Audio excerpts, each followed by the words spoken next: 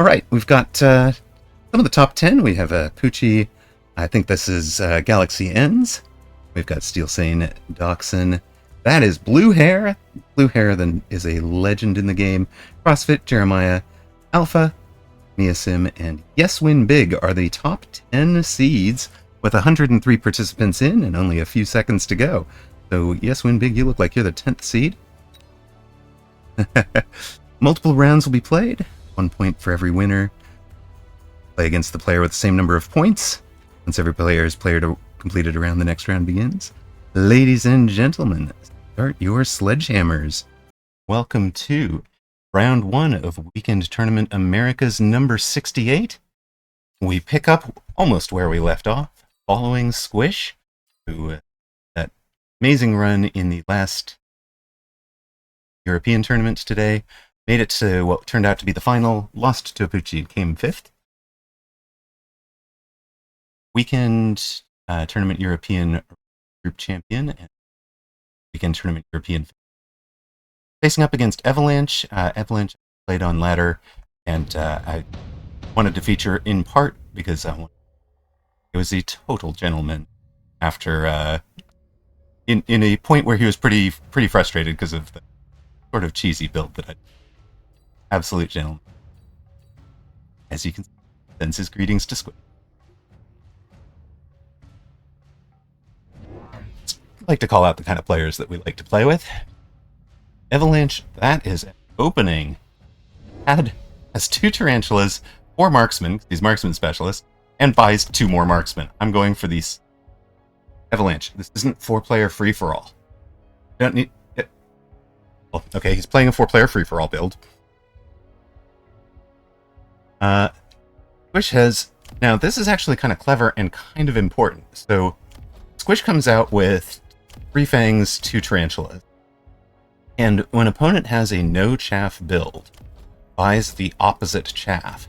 And this guarantees that if there's a round 2 drop, Evalanche can't get 3 chaff out of that drop and fix his chaff problem.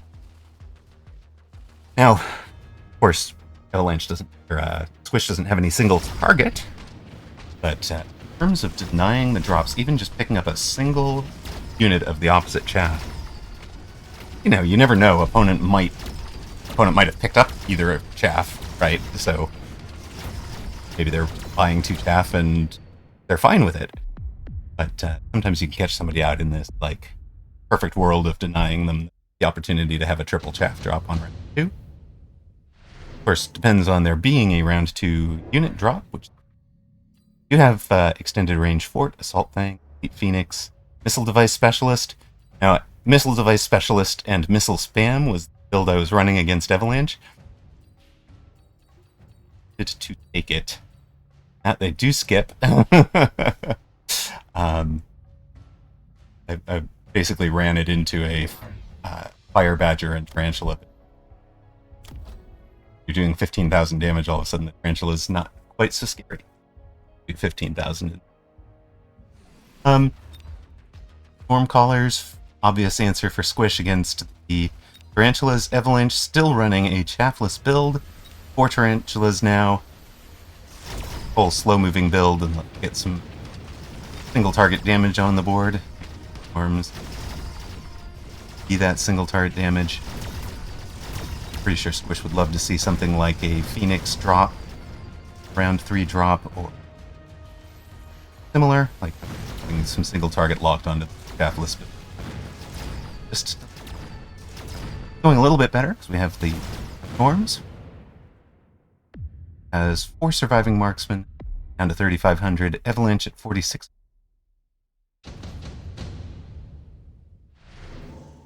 Didn't catch coverage of the European tournament, which is a legit new player to the game. Has about a month or so, maybe that, if that. They had basically been no-lifing it. Try and get up an MMR. Achieved a point of more higher than I've got. I love this. They both took the rhinos. Evalanche took the rhino and gave it armor in hand. So Thea there, I think, is going to have a billion hit points. But 86,000 hit points. Since he knows there's no single target, it's going to stay alive forever. Squish went a different direction went with the I am going to mobile beacon mine straight to your tower. This is supposed to tank the entire board, which it's doing. This one is supposed to just go get the tower before anything else can happen.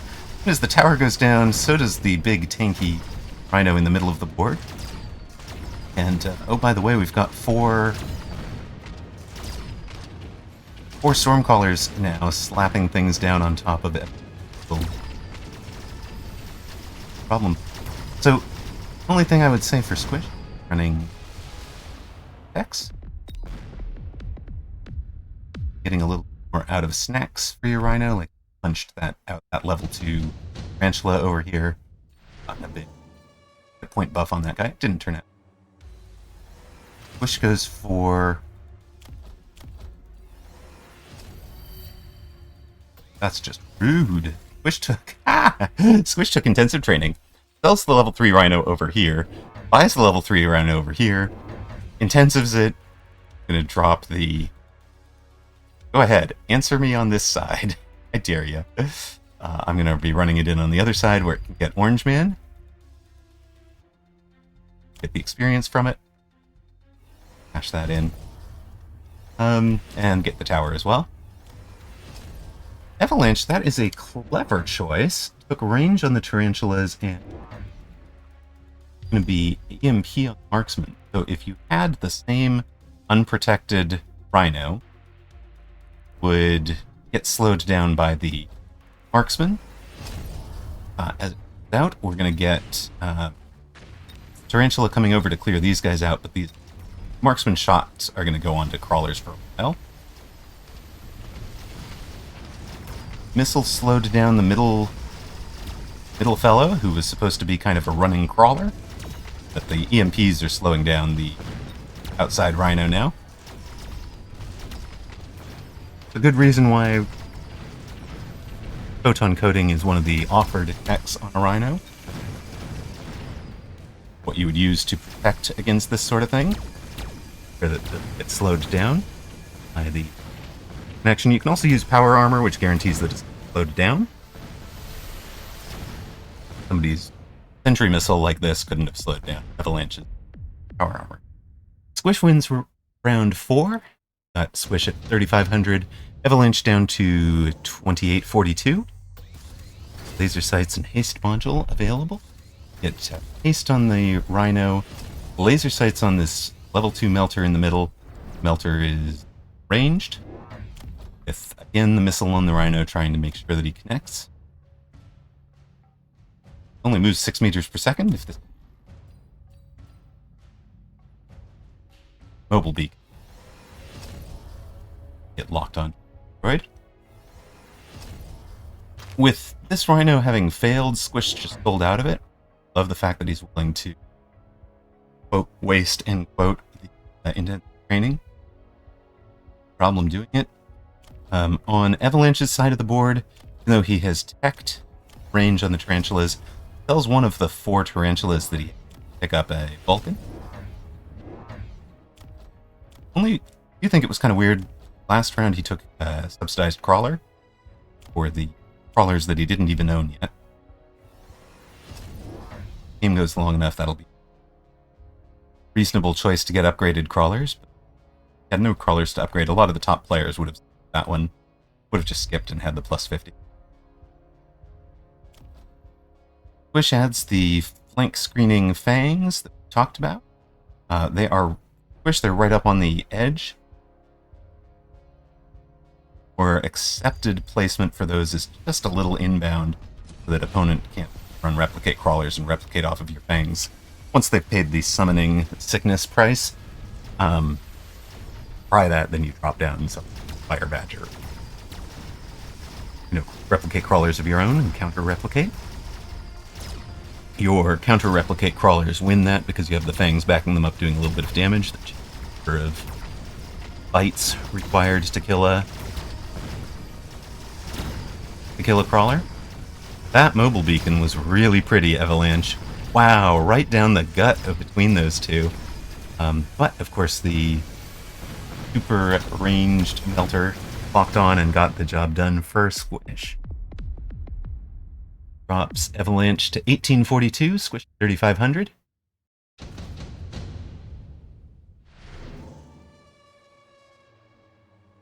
Got 2 level 1 Overlords, 2 Fort, 3 level 3 Arclights, level 2.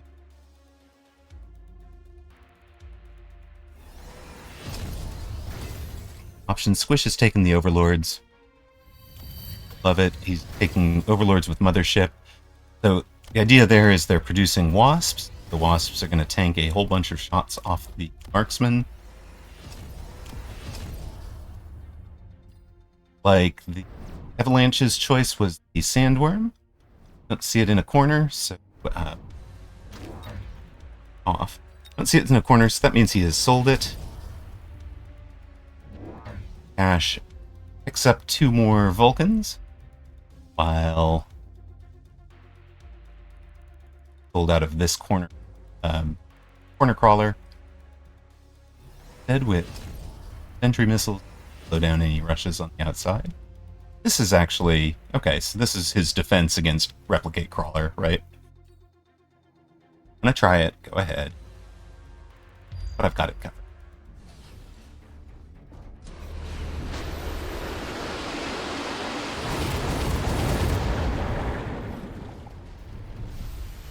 Temp range off of tower, it was. This is a clever play as well. Did you see how Melter got the insta-lock on this this time? We hadn't seen that previously because just far enough back. But with the laser sight and temp range from tower, he got the insta-lock. Has 190 meter range. The job done. Escape velocity, welcome back. Says more mechs. Indeed, we have more mechs. We currently have Squish. We saw run to 5th place. Weekend tournament week. Currently beating a Vulcan build. Needs to finish it out. Acid Blast for Squish. That'll help. Orbital Bombardment up. That's gotta be Evalanche's pick. I mean, you could consider the laser sight. Took the acid. I was going to say you could consider the laser sight so that you could at least melt or mirror this thing. This thing has gotten up to level 5. I saw that out, and you got Doxun on the first round. That's unfortunate. I did wish you good luck with that at the start of the cast. So got this thing all the way up to level 5, basically by feeding on this level 3 Rhino. This Rhino has Final Blitz, but never getting where it needs to. And Final Blitz blow up in your face. And honestly, I think Orbital taking out Storms. Squish still likes range on Storms. Talked about that during the begin. Personally, I'd have loved to see him just light the ground on fire, but he's being more more out and says, I got Doxun. Last tournament I was in, I got blue hair. Yep. The problem with being at the just above the median of combat power that people are playing here. Doing some tough matchups. Oh no! Now we have that big boom Rhino walking around in acid behind your own giants. Oh, I'm worried. I'm very worried. It looks like it might get out. Is it gonna get out of the acid? Out of contact. Okay, that's fine. It eventually got there. The anti-missile, a good choice for Mustangs, is a good choice. And it turns out, you know, it's countering both the Storms and the missiles off of the Overlords. Voiced by Evalanche. And for Squish, it's something to watch out for. Getting caught into 2 different units that both deliver your damage through missile. Definitely. Single counter. Evalanche takes steel balls. Those are the generally accepted counter to Rhino and or Melter. But They're really poor into chin gun. Wow. Really poor into chin gun overlords. Thought we turned. See, they're being gentlemen. We appreciate. Flames, I'd have loved to have seen that last round when it could light the ground on fire.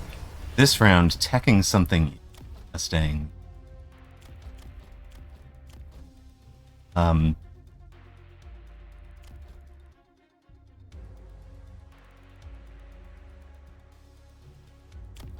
Got this level thing up to a level 6 melting point, so it's 213,000, but it's stuck in the acid.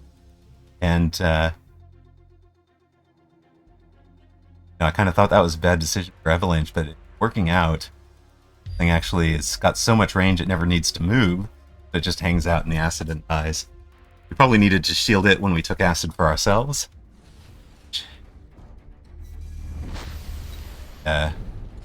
Overlords, what's happening here is that the missiles off the Overlords are getting countered by the Mustangs.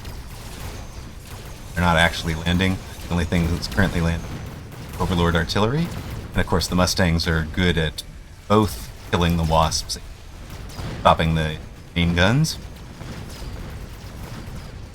More Melter would have won, but it was standing in acid and getting shot by everything.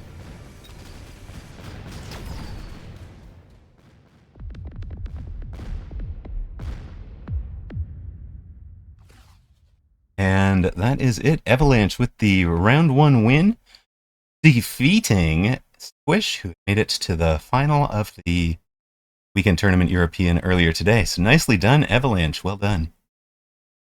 Gentlemen doing well. Squish, no repeat of the Cinderella run.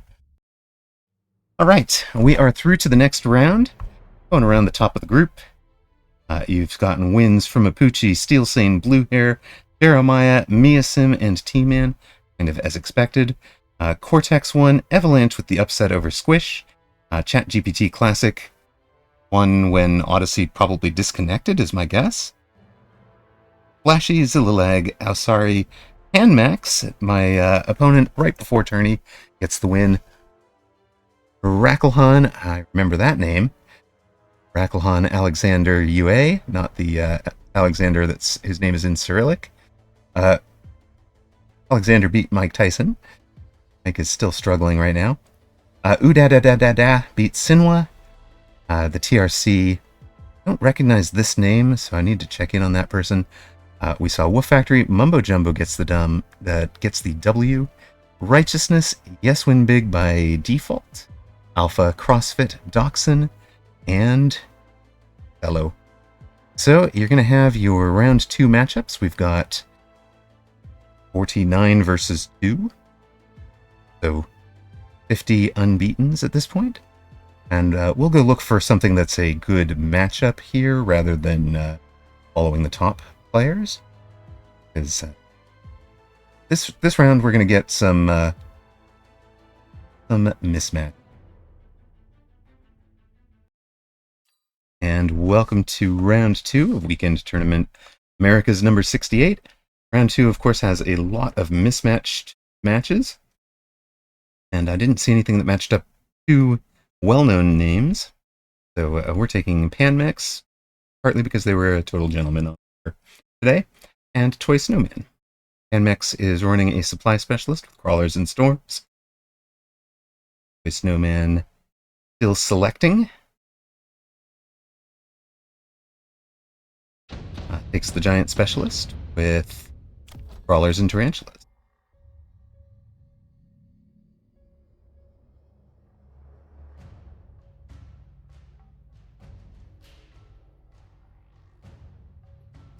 Panmex starting with the storms just outside of tower. A lot of players will do this so you can't distract both storms with one running crawler. Does do this, so more of his crawlers would be distracted by a corner flank, but he'll also shotgun them through these storms, and this can be a feature, not a bug, if you're not planning on filling out these corners on round 2. A lot of players, get some benefit from not, and panmex going right for a round 1 supply specialist wasp start. So this deployment, he never moved these crawlers, but it's intentional. They are the screen for the wasps. They're screening against the marksman. And yeah, the marksman will get stuck on crawlers all day long. The storms take care of the marksman. Nothing else shoots up. So it's a round 1 victory by air for panmex. The question now is just how much of the ground game will survive. Now, this is the downside to having your storms wide, is they won't support each other. If panmex had his storms in between, storms on the right shoot the crawlers that are attacking the storm on the left, the storms on the crawlers that are attacking the storm on the right. Either way, we get a tower debuff. We'll have a moment. So welcome back to those of you that saw it. We are in round 2 of the Weekend Tournament Americas, featuring panmex and Toy Snowman. Panmex has just won round 1, and Toy Snowman is down to 38-46. Panmex instant laser sights. There is also extended range Vulcan. Same price, but both players took the laser sights.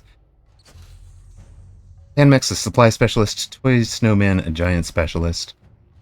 Toy Snowman the... Okay, we're going with range on units we already have, so laser sights for the tarantula, laser sights for the wasps. Toy Snowman... Okay, this is a slight problem. In fact, I have taken to running this crawler here for exactly this. If you really want a late arriving Mustang, you want it behind the crawler. And the reason is that the crawlers, as they run through the Mustangs, they kind of grab and push them. So your Mustangs, you might have Mustangs with 135 meter range dragged up to like 80 meters from the enemy because they're dragged by the crawlers. And that can suck if they get dragged into fire, for example. We'll watch and see if that happens this round. I mean, it obviously won't get dragged into fire, but I think you can see what I'm talking about. Panmex added these arc lights that are just insta-locked by the... Yeah, you can see it happening, right? That Mustang, for example. There's a lot fewer Mustangs. These guys should only ever have engaged on crawlers, right? There's not a ton of Mustangs left here. Not the whole pack, for sure.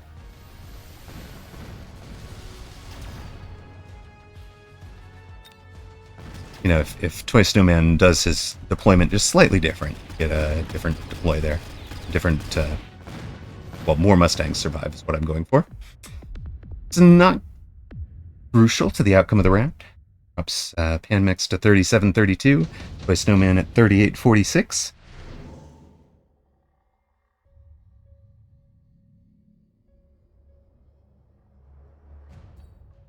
We've got a unit drop.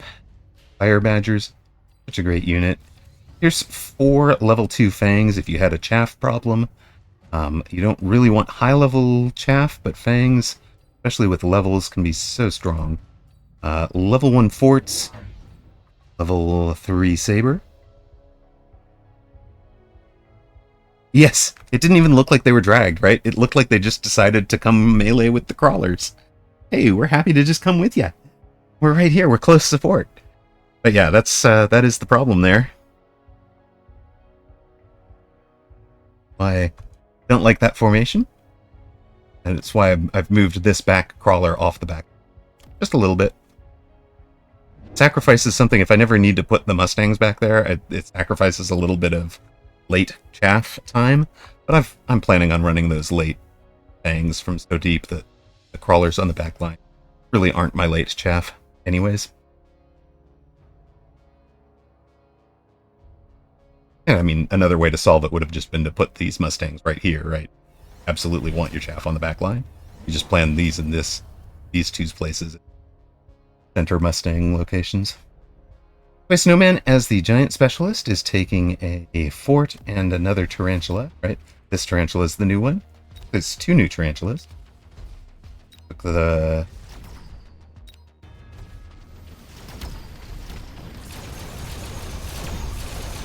I mean, I know panmex took the Fire Badger. fact, Toyman may have taken and sold, and I just missed what he took.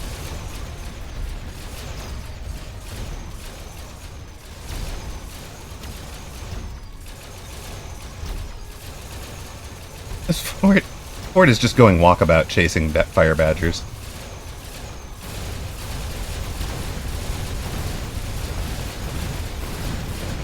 Four surviving Mustangs trying to handle all the wasps. Not going to get the job done. Level 3 Fire Badger has had a day, got 8 kills, did 15,000 hit points, and Snowman is down to 3594. Yes, that time the crawlers on the left took the Mustangs all the way to this tower, right? Like, it's ridiculous. Toy Snowman, as Giant Specialist, takes the Steel Ball production line. Obviously going to drop that here. This was just the drop, right? He took the fort from drop, and then Specialist.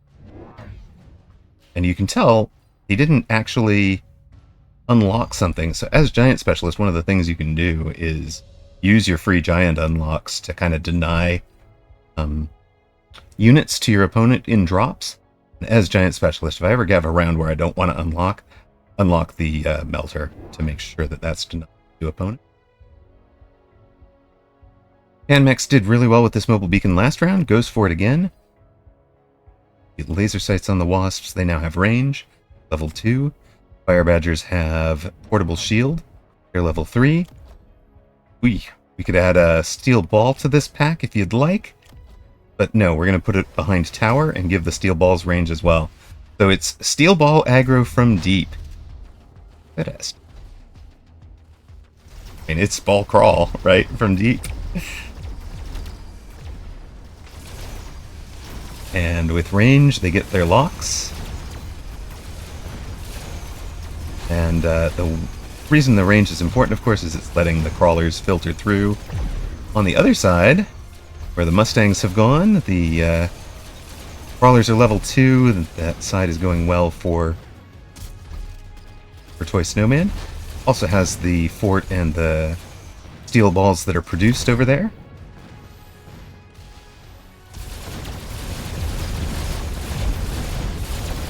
Panmex loses both towers, has a couple of crawlers going for the other side. They get their tower, and wasps have had a day. Nothing left shoots up. Panmex, lucky that Toy Snowman hasn't teched anti-air barrage yet. On the other hand, as soon as that happens, he can sell out of the wasps with, well, he could have. He hadn't teched fell out of it with no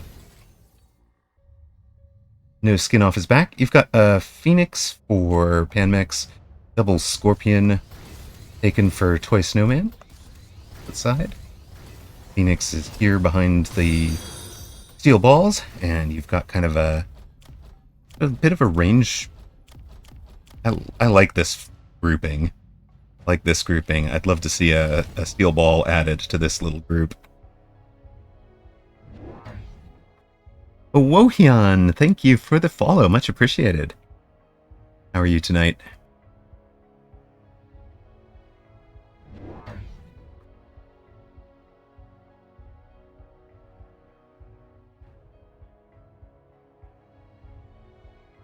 What do we have here? The last round, Toy Snowman had teched the spider mines. Ooh, this time we're switching up sides. So Panmex, well aware that these guys have been playing into this side, takes this do it. Wonder if that's on purpose to get a level into the other steel balls by winning that side. Also, oil will slow down some of these back arriving Mustangs, make them take a little bit longer. And the extra Phoenix are really going to help against the many mines. You can get the Phoenix to target them. Phoenix can target the steel balls. The Phoenix can with the tarantulas and the giant. Once they get there, it's kind of creating more temptation for Toy Snowman to go into anti-air. But at this point, I think Panmex is just committed to.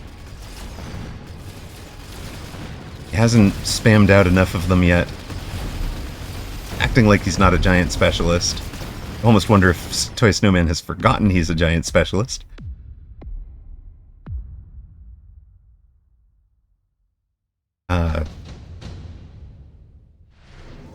Panmex, another laser sight for Toy Snowman. Okay, Toy Snowman actually did unlock the melter, like we talked about. So, has in fact unlocked him without buying a melter. Did it a round late after he took the scorpions. There's a couple of other giants I would love to unlock too as him, but it kind of depends on what you're playing. Toy Snowman actually adding a missile interceptor to his Mustang. Picks up another pack of things over here. So, sort of the answer to the Stormcallers. There's only 2 of them, but since he's already taken his range, he's not too concerned about making other technologies too expensive.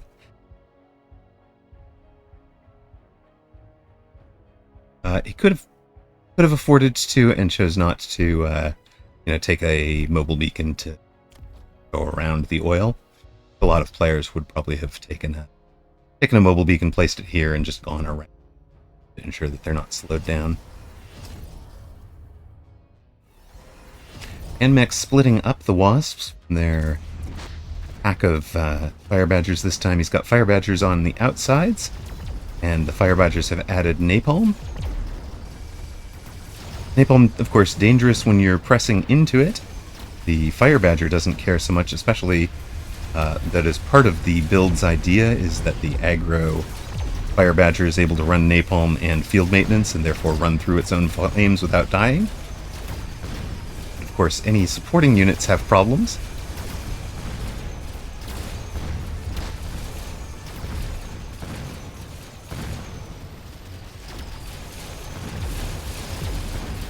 In this case, the majority of the aggro is ranged steel ball, wasp, and phoenix. Of course, with the ground on fire, it's the phoenix and the storms that survive.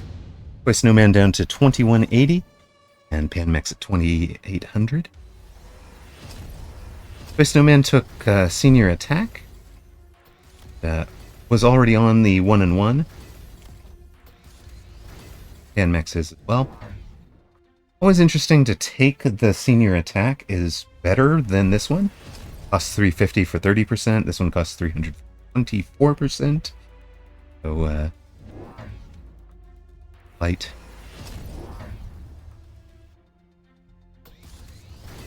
Light economic advantage to take the card. And then on defense, the defense enhancement one, it's almost like the same card, but it costs 50 more. So you're only going to take it if you were already intending to take the defense enhancement power.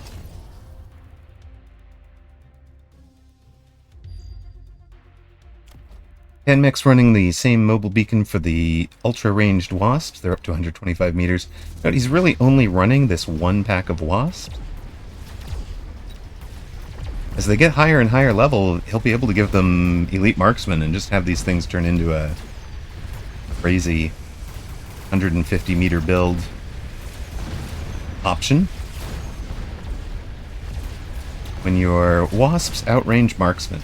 I mean, he's close to the point of being able to outrange these Mustangs. That is dangerous. I mean, it still comes down to who clears the chaff and gets there first. He's not outranging the Mustangs if they've taken aerial spec. Yet. In fact, that is one of the changes that was behind, or one of the logics that was behind the nerf. Elite Marksman used to be 8 meter range across all units, down to 5 meter range per level, instead of 8 meter range per level. And part of the reason for that is so that your level 9 Wasp couldn't outrange your level 9 ranged anti-air Mustang. It's the anti-air for Mustangs gives them the extra 30 range engaging in. So you couldn't get to the point where the Mustangs couldn't counter you. Of course, you can get to the point where you clear the board faster than the Mustangs can.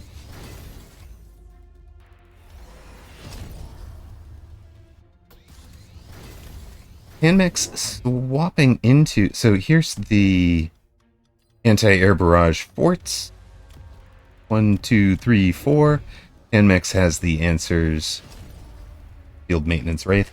This is kind of the classic answer that Blue Hair pioneered, where the idea is the wraith, especially at level 2, it's got 40-odd 1,000 hit points with field maintenance, and it's just going to be able to take a fort's AA barrage and turn around and heal up. That is partly because AA barrage does not scale with level, so the level 3 fort does 900 damage per missile, same as a level 1 fort does.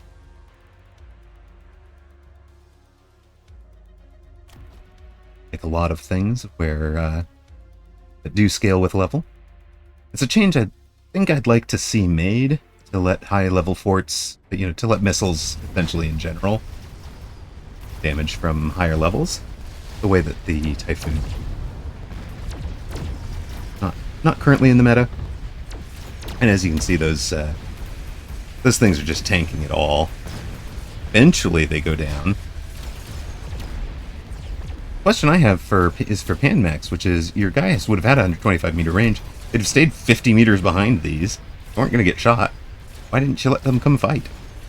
But the answer is I wanted to knock out all of the anti-missile and have the wasps arrive late and pristine, not exhausted by fighting a whole round's worth of... Wait a minute, that's not a thing. But they were there in time to help the leveled Phoenix. 6, level 3. Take out the marksman. Level 6 Phoenix, goodness. We're going to have to check in on that thing, because it's going to be level 7 now. And this thing has a 210 meter range, and he still hasn't taken range from tower, with range and elite marksman and a laser sight. So panmex having fun with ultra-ranged units. Give these guys the thing, too. Come on. You know you want to. Okay, there we are. 215. It'll be plus 15 more, so it'll be a 230 meter range Phoenix. That outranges the anti-missile by 60 meters. These things aren't even necessary. We'll just outrange them. Fine. In fact, if you were running EMP instead of Quantum or Jump Drive, be able to shut off the anti-missile before it came into range. Even the level 4s over here without the laser sights, the level 4s over here have 180 meter, which will get up to... and I guess that's to avoid this, right? A nice little jog. Take a miss. And adds a pair of melting points. Where he gets... takes down the forts a little earlier. Up to a 4 Fire Badger build for panmex.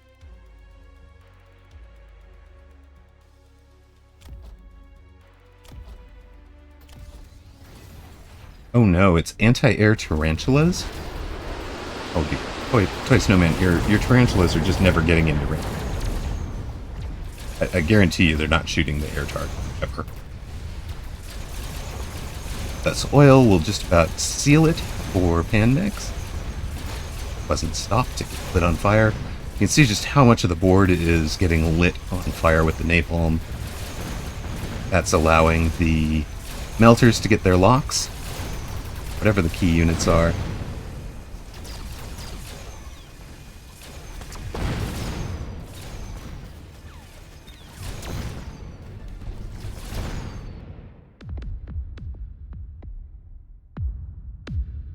And it is done. Panmex is through.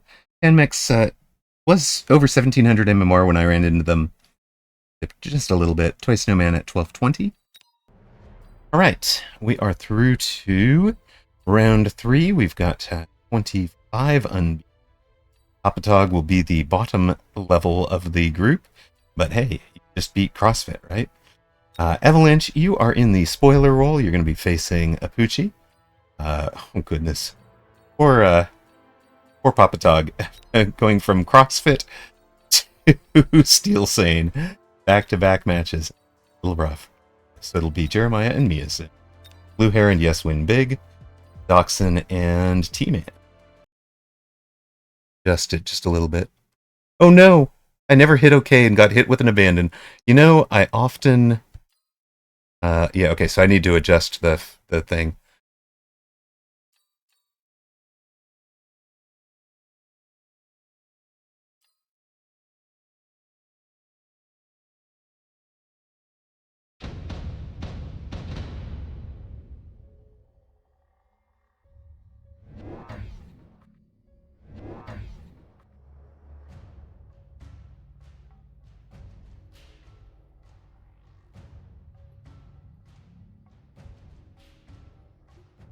Mr. Dad, I am so sorry. I forgot to remind you to always hit...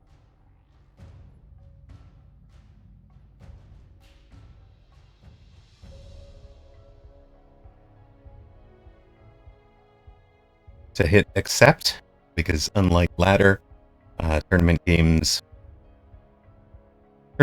require you to have accepted the match and tell them that you're ready, so that you can have taken a break during matches, between matches or whatever. Jeremiah and Measim. Oh, round 3 matchup here. For those of you that don't know, Measim is one of the game devs, so they are very good at the game, and one of the fun things about watching their matches is when a new unit arrives, we get something like a preview of how the devs might have been thinking of using it, right? Like kind of a legitimate, here is a way that we had envisioned that you guys would use. And Measim wins round 1. Jeremiah, of course, streamer responsible for a whole bunch of people finding Mechabellum in the first place. The OGs. Unit drop, or not the unit drop, the reinforcements kind of skipped by both players. Jeremiah, our near side, is a speed specialist with steel ball and crawler start. Added a pair of arc lights. This round has put a fang on the line. The reason for this instead of a crawler is so that you can drop a portable shield on it and it can't just get missiled out. The problem with that is the proper placement of the missile can actually hit the steel balls if they catch up. So you see how they're catching up. You can drop the missile in a way that you hit all of these at the same time. So that is something to watch for later in this game. Measim would be able to hit that, I think. And on the other side, this time around with a little bit more chaff protection, the steel balls do get in on tower. Last round they got beaten. This round they win. On the right, despite the oil, despite the oil and these guys being level 2, Jeremiah actually gets beaten on the right side, but the units from the left come over to win.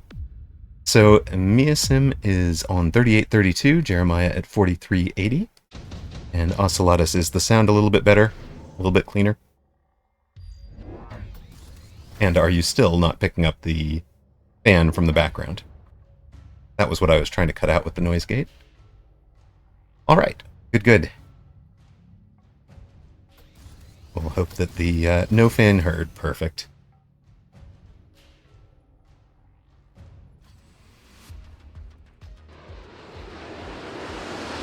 Measim got oil from drop, so adds has the oil from tower here, oil from drop on that side. Also added the Wraith as the defensive unit of choice. For Jeremiah, the Wraith is pretty unlucky because they were throwing down a pair of wasps. The wasps are going to get ate alive by this poor Wraith. Now, he can fix that if he's got aerial spec on the wasps, but he does not. He has ground, range, high explosive ammo, and energy shield. So, Jeremiah going to be in trouble against the Wraith. That will just hard counter Jeremiah's build of wasps. Fire Badgers taken almost instantly for Jeremiah. Melter, Storm, and Typhoon also on offer. Measim loves Fire Badgers, and we've seen both Bearlike and Measim do some really interesting things with Fire Badgers. And among other things, you can play with some of the ranges that they allow. Note that Measim is not leveling these sledges. They're basically, at this point, hit point buffers that will stop steel ball pushes. He puts one in the middle, vertical, same as the sledges. That's to protect against, you know, a placement in the middle that comes to those. And he's, in particular, I think he's thinking about this getting mobile beaconed around the oil this round.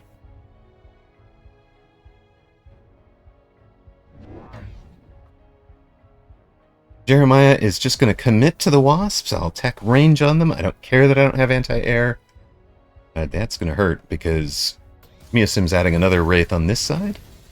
And especially if those Wraiths can level, it's going to be pretty painful.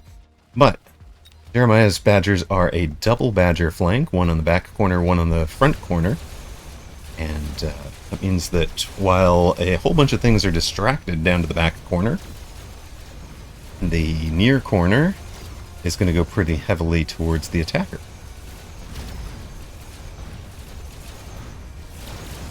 You can see what I mean. The Wraith cleaned up on the left, and but Jeremiah gets tower on right, gets the Orange Man, and now the Wasps are very slowly working on the Wraith. They actually get it done over there, but now Measim's second Wraith arrives. Yeah, no. It works for Jeremiah. He needed 3 packs of Wasps with range, but that surprised me. I didn't think it was going to go that way. Measim down to 35.56, Jeremiah at 35.60. A whopping 4 hit points between them. Measim skips this round. You've got Battleship, Crawl-In, Elite Crawler, Fortified Arclight, and Energy Shield Device Specialist for Jeremiah. He also skips. Now Measim adds range on the Wraiths, adds 2 more Wraiths, and again, this is just recognizing that he's got these kind of hard countered with the Wraiths, and now Jeremiah has teched into them. There's no instant stopping them. But Jeremiah's going to play the Worm. I mean, we looked at this. Wraith and Wasp gaming. So it'll be a Wraith with Degen Beam to protect the Wasps. The Wasps have 90 meter range. The Wraiths do not. They have a 55 meter range, so the Wraith should be out in front of the Wasp. And the Degen Beam with the 120 meter debuff will help to protect them. And the idea is the Degen Beam Wraith tanks whatever you're using to kill the Wasps, while the Wasp sits back and kills them. For this to work, you kind of want anti-air to be available long term to be able to take out defending Wraiths like this. The level 2 Wraith gets the job done for Measim on the far side. On the near side, the attack is pushing in enough that Measim's Wraiths aren't actually engaging with Jeremiah's Wraiths. So they go down, especially to the leveled Wasps there.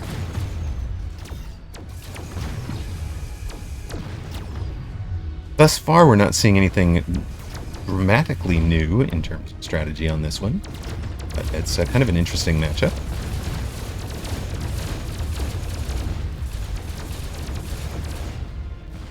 And Jeremiah's going to win again with the Wasp Wraith Degen. Just making it work right now. Round 5, Measim is down to 29.78. You've got unit drops possible for round 6, 4, 7. If you don't know, there is guaranteed to be 1 unit drop in rounds 2, 3, 4, 1 unit drop in rounds 5, 6, 7, 1 unit drop in rounds 8, 9, 10, and they can't be in back-to-back rounds. So if you saw one in round 4, you can't see it in round 5, but you would be guaranteed to see one in round 6 and 7. Since we couldn't have one in round 5 and didn't have one in round 6, we do have a guarantee that we'll get one next round. Jeremiah's take. What is it here? Oh, it was this worm. So he's taking a worm with the steel ball production line. Does decide it's worth a loan. He was down to 0, down to 50 coin and still had a deploy left. We took a loan to drop down a 4th Wasp. Meanwhile, Measim has added a 5th Wraith and double-teched the Wraiths, so his Wraiths now have Degen. He's got his oil back. The oil should get lit on fire if he can get this to engage with anything. Anything that gets close to the fire badgers will light the oil on fire. And he's added a crawler up front to just kind of guarantee that something is slowed there. Jeremiah, that missile going to clear that out. Exactly what that's for. So that kind of gives the worm the ability to get down and under. The worm is not affected by the oil because it's underground. And also the fire badgers don't get distracted to shoot things in the oil. So that missile turned out to be, I think, as valuable as the extra pack of wasps. The degen beams, Measim has won the left side really hard. On the right, it's become Wasp Worm Wraith Ball, because the ball's coming out of the steel balls being produced by the worm. But nothing left to shoot the air this time. Measim wins in the air. We wanted to know how to stop Wasp Worm Wraith build, and here it is. Here is Measim's answer. Now, Jeremiah is going to shut down the degen beams, at least for the start of the round, by granting photon emission. Note that this worm will be down and under the ground before either the photon or other things arrive, but everything else will be fine. If I were Jeremiah, I think I would have put it here to cover... Yes, thank you, much better. To make sure it's covering all of the key units there. Same here, he's covering all the key units. Also has taken the level 3 Rhino. We knew we were going to get a unit drop this round. So, level 3 Rhino for Jeremiah. For Measim, it looks like it was a pair of forts. And he'll forego the deploy, just leaving the forts in the way. Now, forts are the answer to the worm. And the forts... my answer to worm. Okay, never mind, because this fort does not have the actual answer there. The fort answer to worm is launcher overload. And we'll find out just how much of a difference the degen beam made for Measim last round. Because this round you're seeing that on the far side, Jeremiah is able to push through the tower. On the near side, the forts were able to stop the worm. Well, one fort was able to stop the worm, the other one went down pretty hard. Meanwhile, on the back of this build, Measim is slowly and steadily leveling marksmen. And those leveled marksmen now have elite marksmen, so they're dealing more damage. Jeremiah down to 800 hit points. But I think one of the key things there is that he'll be able to pick up anti-air and just really take down the Wraith and the Overlord pretty hard with these leveled marksmen. They're levels 3, level 4, level 3 over here.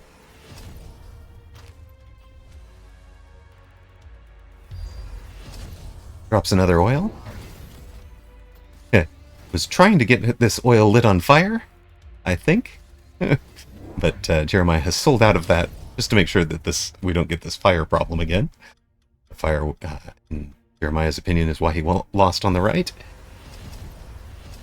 Please don't burn all of my chaff alive, thank you.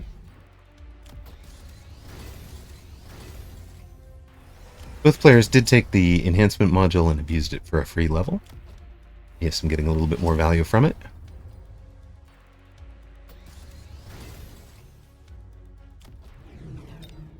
And Measim is going to counter with the photon emission of his own. So these units are all protected from photon. And note that this crawler that's keeping... What I talked about, it was being designed to keep the worm on the surface. Now actually keeps the worm on the surface and allows it to get covered by photon. Wolf Factory says, well, I tried to have fun, but my opponent went full Vulcan spam. Oh dear. We're getting a similar result to last time out, where Jeremiah has won on the left. He's added Sandstorm. As you can see, that's going to cut down ranges of things that would kill worms.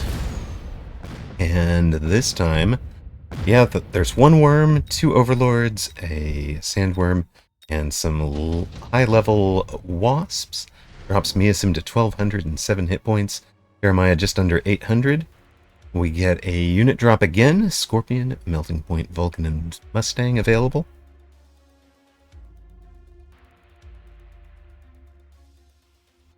Scorpion for Measim, Mustangs for Jeremiah. I'm a little confused by the Mustangs, but okay. I mean, they keep up with this build that they shoot whatever. They help finish things off, right? They're not really a bad choice. And they take anti... Okay, that's what he was thinking. They take Missile Interceptor in case there are anti-air barrage off the fort. They'll also work against the Overlord missiles, as we saw in Squish's game, where they just had two units kind of combined. Now that we've hit level 4 Wasps, it's ground specialization, ground and range, one more pack of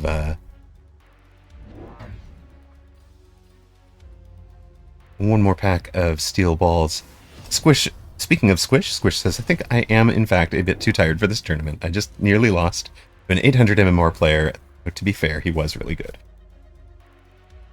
So, yeah, I mean, MMR to some extent reflects how much are you willing to play, because you won't get, you can't climb without grinding a bunch. You know, if you're winning 2/3 of your matches, you're going to go up, but how far you go up is kind of limited by how much you play, until you've found your level.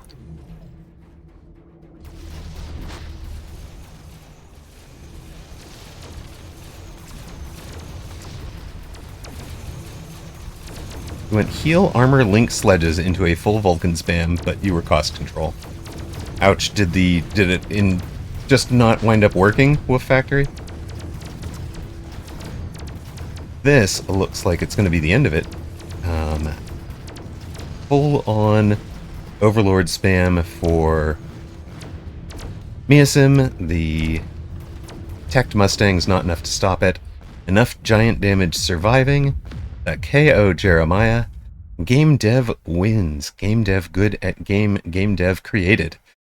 Measim obviously running at 2200 MMR on more than one account here. So, rough. Jeremiah at just under 1900 MMR. So there it is. Here is your official I want to know how to stop Wasp Worm Wraith. Yes, Win Big, this is the board for you. This is Measim as game dev's answer to how you stop the Wasp Worm Wraith. And it is not a mirror. It's Marksman, it's Overlords, it's Scorpions and Fire Badgers. It was throwing down a bunch of oil. It doesn't even include a Mustang answer. So it kind of recognizes that Mustangs are a trap and goes for Wraith as the big...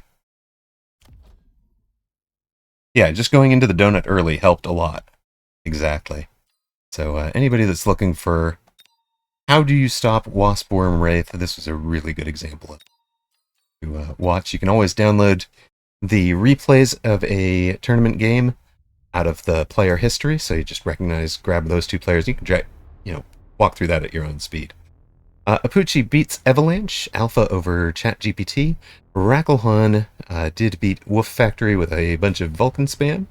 Sorry over Udadadada. Looks like Greycloak and Cortex are still in a good one.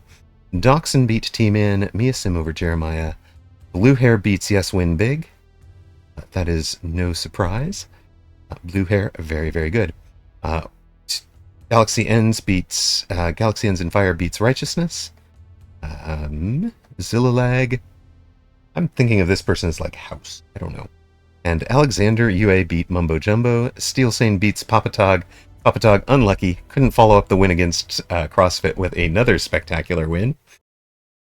All right. We are through to round 4. Mumbo Jumbo is facing Steelsane in the spoiler role. Measim is up against Apooche. That would be an amazing one.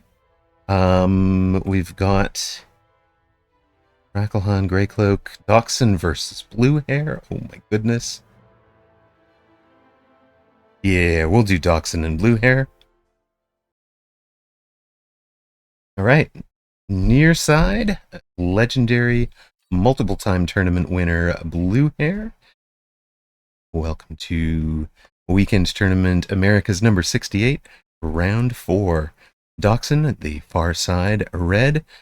Back-to-back tournament winners managed to pull off dual tournament wins on 3 weekends ago. Currently just showing a mini tournament America's Advanced Group 1 runner-up. So only came second recently.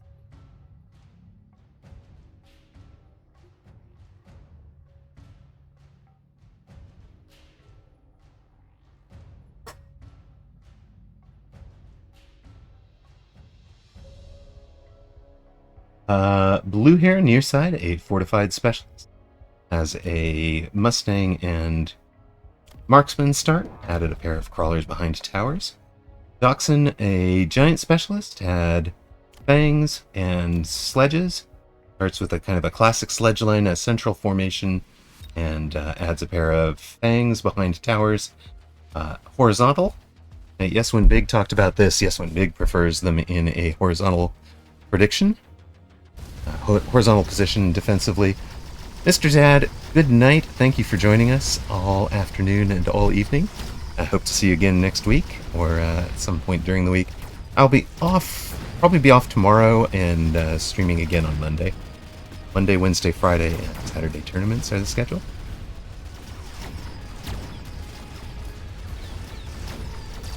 You enjoy the rest of your weekend, sir. Blue Hair is gonna get it done with the marksman. 2 marksmen left versus 1 sledgehammer, barring really terrible tower timing.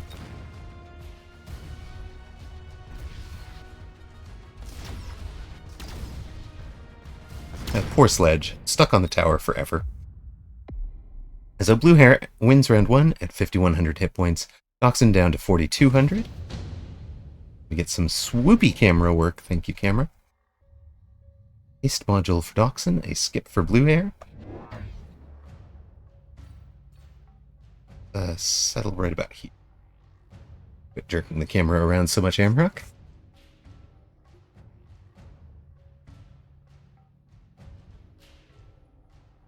Doxun adding a pair of crawlers in the back corners. This is very standard Doxun. He does like to have that 5th crawler in the middle as well. This is kind of his standard formation. I do like, I mean, yes, when Big says this is effective against a lot of things, he's tested it in testing grounds. I have not, but it's interesting that it's slightly different for Doxun. For Blue Hair, we've got a 4th marksman, and he's taking a lot of time thinking about it, right? Not rushing into something, not just kind of slapping down any build right now. He's really kind of giving it a individual level of thought for Doxun. Out of respect there. He takes 5th marksman, missiles out a chaff to ensure that the marksmen are getting some locks on sledgehammers. Does not add chaff. And is going to try to finish off the sledges a little earlier. Note that he also floated 200. So waiting for the unit drop to...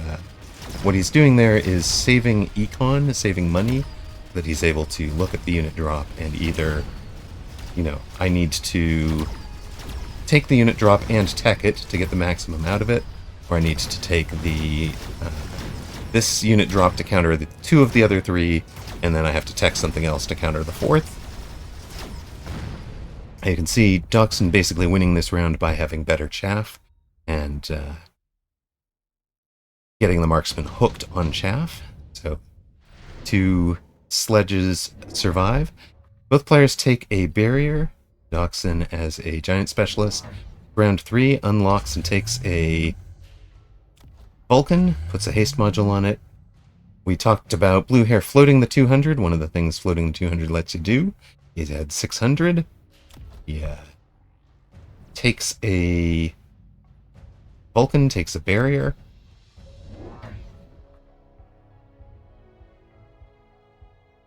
In fact, they're both barrier item Vulcans, by the way. Said that wrong. Doxun did not put the haste module on it.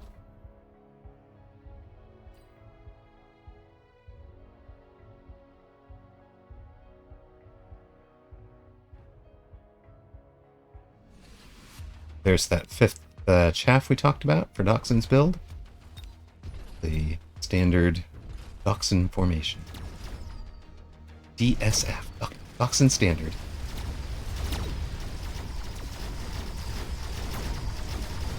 So we're going to see Vulcan versus Vulcan. Vulcan mirror right now. Of course, the barrier items are on the wrong sides from each other. And obviously, marksmen better at burning through barriers than sledges are. But the crawlers win on the left for Doxun. It's not until they run into the Vulcan over here that they get into trouble. Now Doxun's in a bit of bother because we have Vulcan stuck on smaller units and marksman shooting Vulcan. Doxun goes down. Blue hair on 49.36, Doxun down to 35.46. You go to round 4, you should get the unit drop this round. There it is. 2 level 2 storms. Would you like to break that barrier? This is how. We've talked about the Galaxy Ends in Fire standard build. Stormcaller Vulcan and Marksman firing line or Phoenix firing line. Doxun has a haste module. We've talked about how he took that on round 2, saving it for a giant because he's a giant specialist. That means he's going to need to put this Vulcan deeper. You put the Vulcan in the same spot that you're putting your other Vulcan, it would run out in front and get killed pretty quickly. It does mean it's vulnerable to getting pulled, but it also means that whatever you try to pull it with is going to get wrecked. Reason for all of that is the haste module giving an extra 5 speed, of course. So Doxun knows where to put that to get it to engage at about the right time. It'll be out here instead of right here, but you know, you can. Both players did take the storms. They're outside of towers for blue hair. They are straight in front of the towers for Doxun. And note, this build was planned, right? He left this space. Actually, these fangs are new. So he goes ahead and puts them in front of tower. One of the things you can tell early if somebody's front fangs are 4 ahead or 6 ahead, which of these two formations they might be going for, if it makes a difference to you for some reason.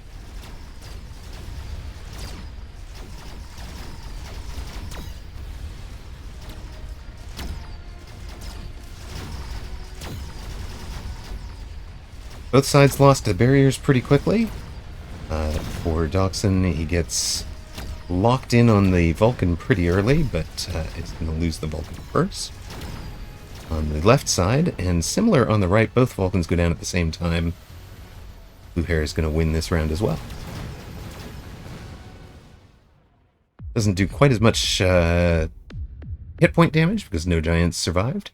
Of course, hit point damage is related to the initial sale cost of the unit that you have surviving. So if it costs 100 at level 1, it does 100 hit points damage. If it costs 200 at level 1, it does 200.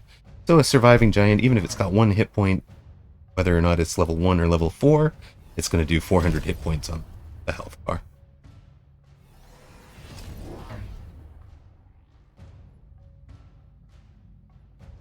Blue hair takes a 3rd Vulcan and 2 more storms. So it is very Fire and Vulcan. Let's go. Fire, Vulcan, Marksman. This is legit almost one of the very first comps in the game. Back then you would run Best Partner on the Vulcan and slap out even more Marksman. There was no counter at all to storms other than anti-missile on the Mustangs. Of course, the Vulcans answered the Mustangs, and the Marksmen were the single target damage. Vulcan back then had something like a 76 attack, way lower. So it was nowhere near as good as it is in the current meta. But, those were fun times, honestly. I really enjoyed that build. It was the very first, like, ooh, there are combos in this game that any new player should spot. And I think that because any new player should spot it, it's something that we should reward. It should always be a viable build. And here, blue hair is, you know, it doesn't have to be meta-defining at the top end. It just needs to be viable, right? The player should not be punished for running a build like that down at the 600, 700 MMR level. For Doxun, the add was the Triple Phoenix with range. Try to add some single target to help punch through the barrier and also bring down the giants. Right now his Phoenix outranged the marksman, but because of the triple Vulcan and double 4 storms, Blue Hair had way better chaff clear. The 5-leveled marksmen are able to more than handle this board. Doxun is down to 1100. You had Scorpion available, which Blue Hair took and sold, and Rhino available, which Doxun has taken and not sold. It's a level 6 Rhino. And Doxun adds his 3rd Vulcan. Blue Hair techs Incendiary Bomb first, when most people in this meta are throwing down Scorching Flames and range. Will be light the ground on fire with Incendiary.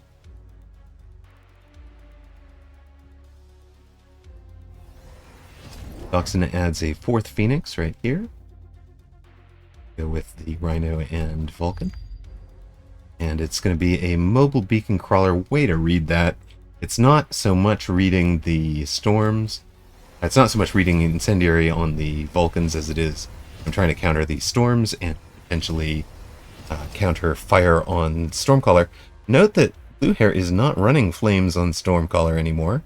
He relies on the double oil bomb and incendiary bomb off the Vulcan when he needs fire on the ground, or fire badgers, and uses Stormcallers with HE ammo.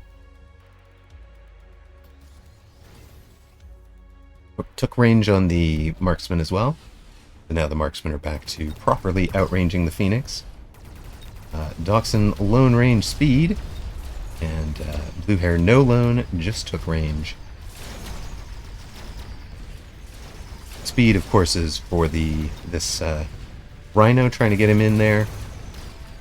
He gets all the way to the big Vulcan, but doesn't take it down. Oh, so close. It was kind of a Hail Mary, I think, but did it by enough distraction? It did not. Did it by enough to have another round?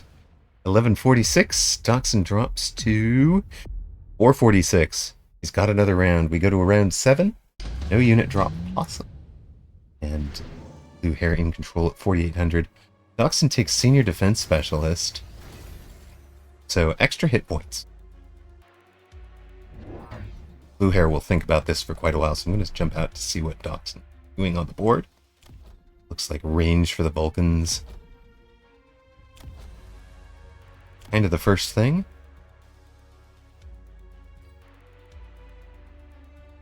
There a deploy also? Is a deploy. A crawler out here. Also changing up where he wants these guys to go so that they do draw a later... put the incendiary bomb closer to this guy's face than into Doxun's territory. And leaving these, they can't be missiled out so easily. These crawlers will run forward. These guys will run off to the side. Missile's going to hit most of them anyways, because of the angle where the missile's coming from. There might be a couple that survive. Blue Hair going for a Wasp finish. And basically what he's doing here is just looking out at Doxun's board and saying, what does Doxun not have a unit answer for? Right now Doxun has some fangs, but they have no tech. And there are some ranged Phoenix. But other than that, nothing shoots air. So I'm going to take 3 packs of Wasps, gives them energy shield. It's also got range, ground, and air. So it's going to be range and shield on those guys. That should do it. They outrange the fangs. They have shields on them for the head-to-head with the Phoenix. The 2 little flanks actually get et by Mustangs on the corners. He was trying to buy enough time for the Rhino to get in with the addition of the extra hit points, and it is enough. So Rhino gets all the way in and takes out the level 2 Vulcan over there. So really well played there from Doxun, but Does not look like he's going to have enough tanking survivability. The wasps just take too long to kill. One shot at a time like this. Nope. It's going to be enough. Doxun stays alive, has one giant, one pack of Stormcallers, and all of his air units survive, all 8 packs of Phoenix. Sabertooth for Blue Hair, Sabertooth for Doxun. The level 6 Saber. So, for Blue Hair, I'm going to keep it. Going to do 40,000 damage to this Rhino. It'll shoot a couple of times as that Rhino runs in, and hopefully it will finish it off. If not, it's going to be sitting here with 120,000 hit points you have to punch through. Doxun, triple techs, triple recruits at level 2. Wasps as his anti-air answer. Gives them range. He can afford to tech aerial specialization. And we know that the aerial spec Wasp version will beat the shield version at the same level. And Blue Hair just reads that coming, or protects the anti-air against the Phoenix. Either way, really nicely played there. That should do it. He's into 6 wasps. They're triple teched. Doxun down to single teched level 2 wasps as is attempting to be the answer. He's got 150. Already taken his lone range speed. Might as well throw down a bubble.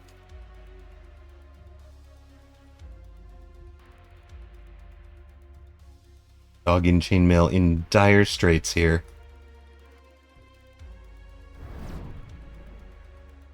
Whistling out a chaff.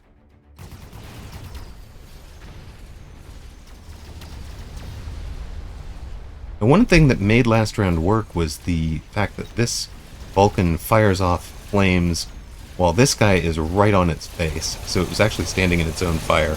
This time with all of the damage from the Sabertooth, all the damage from the wasps, it does not get that close, so this Vulcan is not standing in its own flames. There are enough wasps surviving, and they do have anti-air spec. They've chewed up the Doxun's wasps, they've chewed up all the remaining anti-air, chew up the rest of Doxun's forces, and Blue Hair is through to the next round of the tournament. Doxun, who won back-to-back tournaments 3 weeks ago, KO'd at the 4th round of this one. Nicely played, Woof. Gave it a good run. Blue Hair winning the Vulcan Mirror with kind of an interesting set of play, right? Neither getting into Scorching Flames, with Blue Hair in Incendiary, Doxun in range, and then it turns into an air game once the ground is on. To think about what's coming up. We'll have 8 players remaining. It's Panda, not Galaxy. Okay, we have Panda, not Galaxy, Blue Hair, Steelsane, Arachelhan, Zillalag, Apooche, and Vulcan. I'm just Vulcan. Right. So the round 4 is complete. Alexander UA. Whoops, nope. Sorry. Alpha is going to be in the spoiler role facing Vulcan. Okay, now that's classic. That's just too good. Alpha is running the Melter. And we've got the... Oh, thank you, Llama Prob. Appreciate it. This is just too good. We have Vulcan versus Alpha. It's brilliant. But we'll also have Apooche versus Panda, Zillalag versus Blue Hair, Arachelhan versus Steelsane. And out of that grouping, the match I want to see is Apooche versus Panda. Apooche, of course, has won the European earlier today. And that will be... is on par to repeat his feat of winning back-to-back tournaments on the same weekend. This is really, really tough to do. Not many have done it. I think Sacco, Apooche, Doxun are the ones that I can think of that have achieved it. I mean, it's difficult to go 7-0. It's difficult to go 14-0. And to do both of them in the same day, 8 hours apart, you're just fatigued. It's a tough ask. Here we are. We get Panda versus Apooche. Time to catch the entirety of the match. Of course, since we got here early, this is kind of interesting, right? If you click before they have readied up, you get to see what they're picking. You click after they've readied up, but you're in the 90-second delay, you get a 90-second countdown. We have like a minute and a half to think about what you should pick here. Panda has the choice of Elite Specialist, Fortified Specialist, Marksman Specialist, and Rhino Specialist. Apooche choices of Supply Specialist, Speed Specialist, Cost Control, and Aerial. For Apooche, I mean, I can see him running this Speed Specialist. I think the Aerial might be solid. I don't know that he picks this Supply, although Econ is always good. Running this Speed Spec against Panda would be baller, for sure. For Panda, there's a 4 Marksman Specialist with Tarantula. That is a pretty solid pack. I think that is the best of his Tarantula options. Welcome to the quarterfinals of Weekend Tournament Americas number 68. Round 5 out of probably 7. Although we got 7 unbeatens, not 8 unbeatens, so it is still possible this round ends in 6. I was right. Apooche did take the Speed Specialist. He's been really enjoying ball crawl aggro, and Panda skipped the 3 Tarantula packs to take the Sledgehammer Marks start. So Panda, at least not a fan of Tarantula starts. And as soon as he sees Apooche in speed ball crawl, he's expecting an attack. So he's going to line up in slightly offset, right? This is something Panda likes to do that not a ton of players are doing. A lot of players will put things out perfectly symmetrical. Panda likes to be a little asymmetrical, and one of the things he's doing is different heights, different depths for his units. So you can see it's vertical sledges. The idea with vertical sledges is they're going to do better against crawlers. As the crawlers run in, each sledge in the pack fires in sequence, so you would be more likely to kill more of the crawlers. Also, once the steel balls get in, all 4 steel balls lock in on one sledge, then their whole time ramping up, and then it dies. They move on to the next one. Whereas if you had horizontal sledges and horizontal steel balls, 4 steel balls lock onto 4 of the 5 sledges, and they kill them all at around the same time that the other pack would be killing the vertical. It's something you can test for yourself in the testing grounds. If you're not making use of it, I highly recommend using the solo testing grounds to test out different scenarios, specific unit matchup you want. Apooche comes out attacking on his right side, Panda's left, with a 4 crawlers, 2 steel balls, and 1 arclight. The arclight for chaff clear. You can see because of the way the sledges clustered up, the 2 different packs actually locked onto different sledges, but it's still taking them a long time to get through all of this. They do, of course. That is the advantage to aggro. Attacker gets to choose where they've got their forces concentrated. The defender does not know where they're coming from, so cannot perfectly defend. At least not on round 1. So Apooche, your reigning European champion, beats Panda in round 1. Deployment module, anti-interference, energy shield device, and improved wraith. That's a whole bunch of good cards. For Apooche, the deployment module would allow him to pull a key unit from this side to the other side at some point in the match. Could be really, really valuable, but he's going to skip it for the econ. For Panda, similarly, deployment module would let him bring a unit over to defend if he wanted. Or the anti-interference module could have prevented, pick a unit that you don't want to have get debuffed. Instead, he's taken improved wraith, gets one out right away by selling the far side sledges. You saw how kind of useless those far side sledges were. They weren't close enough to engage. They need to be over here to really come over and engage with the attack in sufficient time. They need to be about 3 left of your tower. So I had a useless opening position, and as soon as he sees that, he's willing to sell them. Field recovery. And he's also foregoing a deploy. It cost him 50 to get the improved Wraith. It cost him 100 for the unlock. 100 to unlock the sell. So all sorts of expenses here. And Apooche is all but read it perfectly. He's got one thing you could do that would really slow this down would be to put a Wraith above it. So I have my anti-Wraith in a pair of Phoenix. A lot of players who run aggro do not pick up the anti-Wraith option early enough. But it's why the Tarantula Marksman start that Yeswin Big and I were working on a couple of weeks ago. It's why that works, that you've got those marksmen behind. You can give them anti-air and take out the Wraith defense pretty quickly. For Apooche, it's I've got Phoenix up in the air, and they'll start leveling off of that Wraith really quickly. Would you like 4 level 2 Fangs or 3 Fire Badgers to slow this down with? You guys know what the right answer is. Panda takes the 4 Fangs. Interesting. The 4 Fangs should shut down the Steel Balls, right? The Fire Badgers would have shut down the Crawlers. And from my perspective, the Fangs are a bit of a bad deal because they're going to give away a lot of experience. And Apooche's choice is actually the level 3 Rhino.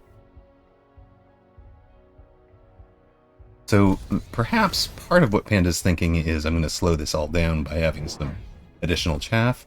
At level 2, Fang's dealing, 118 times however many there are in the group. Is it 21? Is it 18? It's 8. Yeah.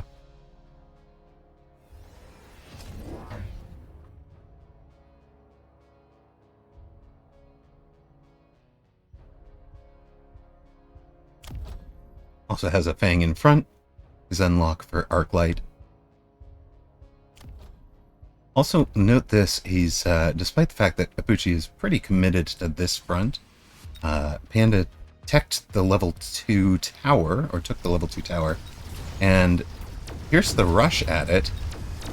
Apooche with Crawlers and Phoenix coming in from the far side, but because Panda dropped the Fangs and leveled the tower, it's not going to go down anywhere near in time to matter. Of course, Steel Balls are in working through Fangs painfully slowly.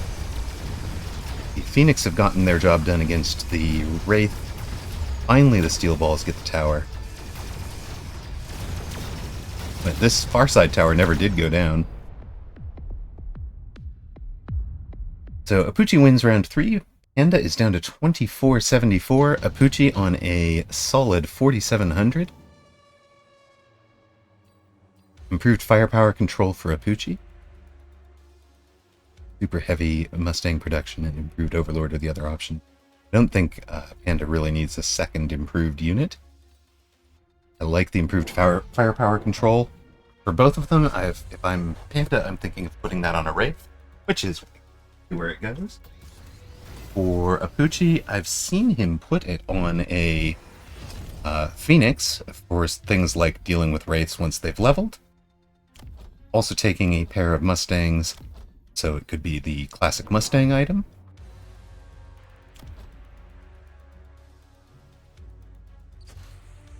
Panda, did you just not see this, or are we planning on distracting it? Still got 450 available. You're gonna have to distract this if you want this to work. Or are they just... Yeah, okay, now he notices it. I was gonna say, that was ambitious. I mean, it looked open if you were only looking from back here, but it definitely isn't. Now he's got the steel ball that is not actually effective for him. It's not really the buy he wants. But he's going to let them fight steel balls and Rhino. And has the sledges over in the corner and a mobile beacon for these guys to bring them into the fight. Also oil to slow everything down. From Apooche's perspective, these guys are flank screening position. They're deep enough that you can't get flanked by something. So he was kind of protecting the Phoenix and crawlers from a wasp flank, maybe. And of course, these guys are really good at killing fangs. As soon as Panda had level 2 fangs on the board, Apooche's answer is to throw down the Mustangs, let the Mustangs try to level off of. Mustangs are very good at killing fangs, what we talked about in that fang game. And he's going to try to let them level. The ones with the item did level immediately off of those level 2 fangs. And that's the danger in picking that 4x level 2 fangs path, is you can jumpstart a Mustang build for your opponent. Now, Apooche takes the Nano Repair Kit to put on a level 2 Steel Ball, sells the Rhino, levels the Mustangs. I expect the Mustangs to be getting a range. Yep, there that is. He's still got 850 to spend. For the Panda, we have ranged Wraith, and this time it's going to be, has his Steel Ball, has his Wraith, Steel Ball Wraith aggro onto this tower, and the idea is the ranged Wraith will clear out the Mustangs, will missile out any chaff that gets placed in front of us, or the first thing that kind of rushes into the way, which will probably the crawlers. Apooche takes 2 more Mustangs. Where are they? Mid-pack, midfield, and midfield.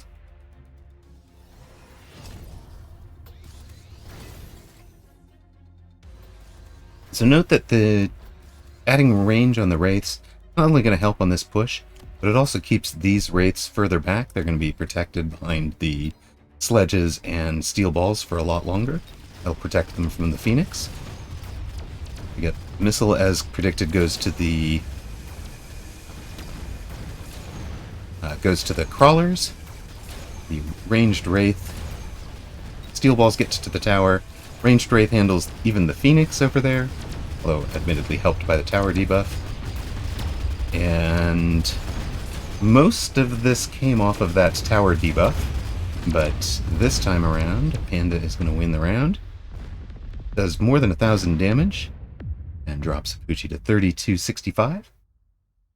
First big round win for Panda, and gets it by the tower. A good tower run over there. Spotted a weak spot in Apooche's formation. Apooche almost addressed it with the position of the Mustangs. We get the reinforcement round. It's going to be Sandworms for Panda. So we're into Worm Wraith Ball. We're just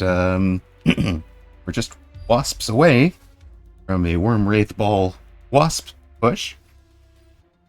And let's go ahead and put the 2 worms down over here with the ball push.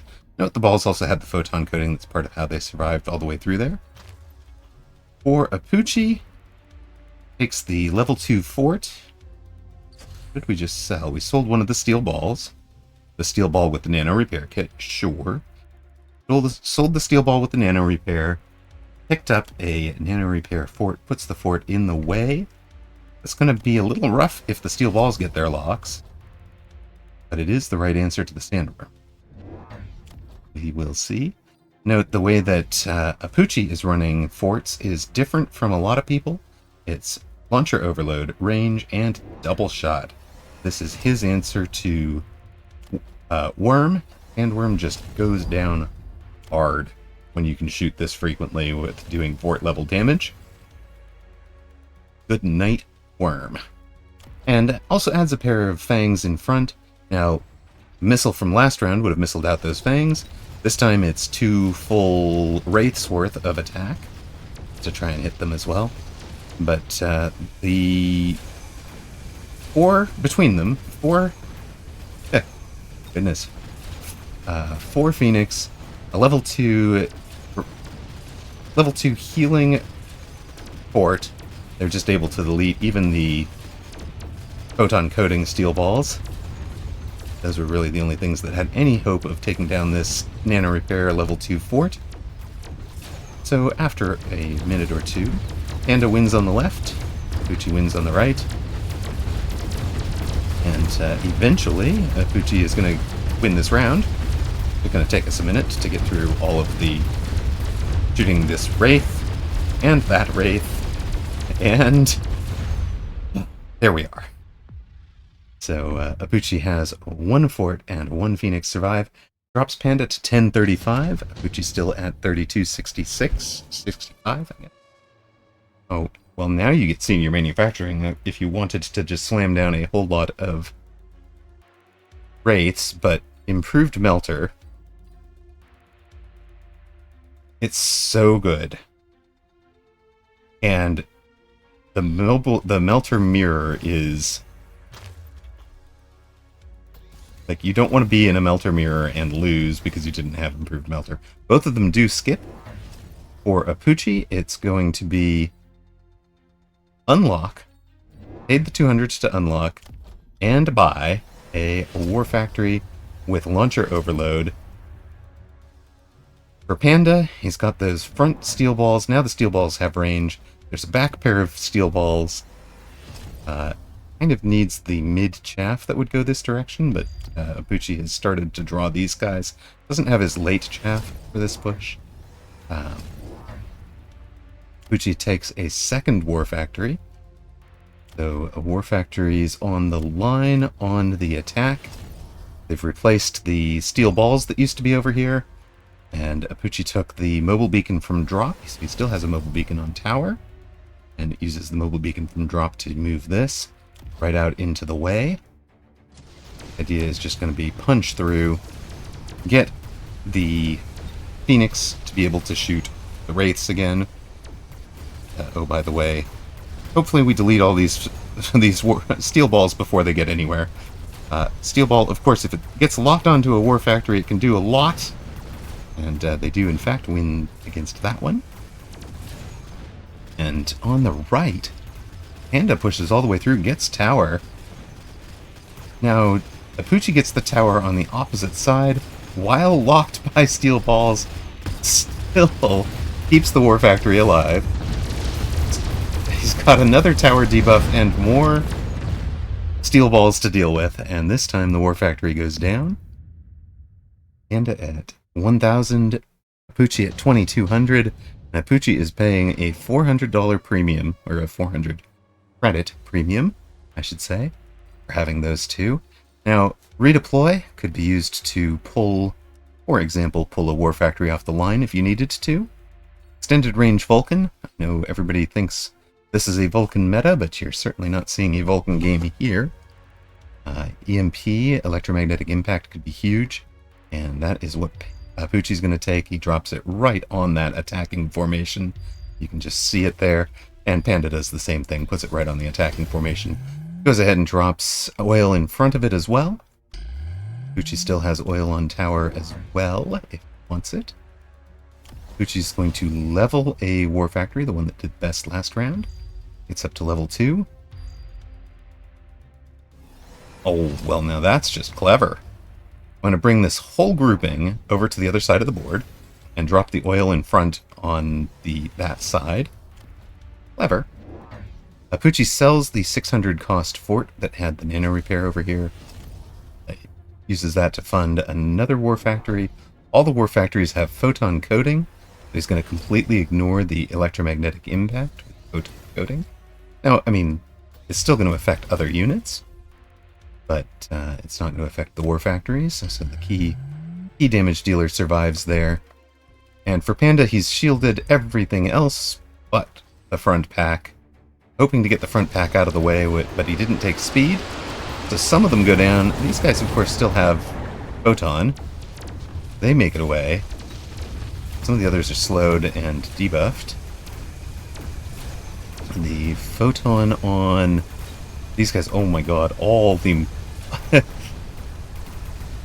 That is a lot of steel ball locked onto your War Factories, sir. Eventually, any War Factory will go down to steel balls. You just need enough of them. Now, production War Factories that are throwing out steel balls and sledges, those are pretty immune to the steel balls, because the steel balls should never get through to lock on the War Factory proper. But here, it's 4 surviving Wraith, a pack of sledges, and some chaff. That has dropped Apooche to 680 hit points. We have another opportunity to redeploy. We have an Amp Core, Fortified Mustang, and Improved Overlord. Apooche's going to think about it for a while. Panda just took the Amp Core, puts it on the level 4 steel balls, and runs them right through his own oil to go attack the War Factory. Nope, I'm coming for you, boys. No going around this time. And Apooche did take the redeploy. It uses the redeploy to bring this guy off the line and into the middle. Also takes range enhancement. Now these are a ranged launcher overload, photon coating. But Apooche is really running out of time. He's paid 600 this round. He paid 400 last round, so he's down 1,000 economy versus Panda. And you can see what Panda's doing with it. I will have steel balls with range and energy absorption. So basically, if they are locked onto a War Factory, anything that can't one-shot them can't kill them. And, yeah, these guys have 1,500 hit points. But these guys, that's like a 4-pack of melters. Okay? It's 40,000 hit points, 19 meters per second, 100-meter range, and energy absorption. And, oh, by the way, they start out at level 12 damage, which is 12 times more than a melting point starts at. Basically, if they lock onto anything, that thing is going to be dead. If they can be kept locked onto chaff, then you can kill them. It's just going to take a moment. And they are locked onto this War Factory on the right, as you can see. Everywhere else, almost all of the other steel balls are down. And now that big, brutal pack of steel balls is gone, and there's still 2 War Factories left. Apooche has a level 3 Phoenix. That level 3 Phoenix has the nano repair kit. Best place for Apooche to put the nano repair was actually on a level 3 Phoenix. That's amazing. That's so creative. And he wins the round as just the War Factory and that Phoenix survive. Panda is down to 235. The redeploy is exactly what was needed. Surprised Apooche skipped it the previous round, because I knew that one was pretty exposed. He picked it the round later. Now you get a massive choice for both players. 3 level 4 Marksmen, 1 level 3 Vulcan, 2 level 2 Typhoons, or 3 level 2 Wasps, and how are you going to defend against the options that were presented to you. So, 3 level 2 Wasps for Panda, and it's the Marksman for Apooche. The Marksmen are going to be a great answer to the Wraith, to the Steel Balls, even to the Worms. The Wasps are currently countered by the 4 Mustang packs, but if you tech them correctly, maybe?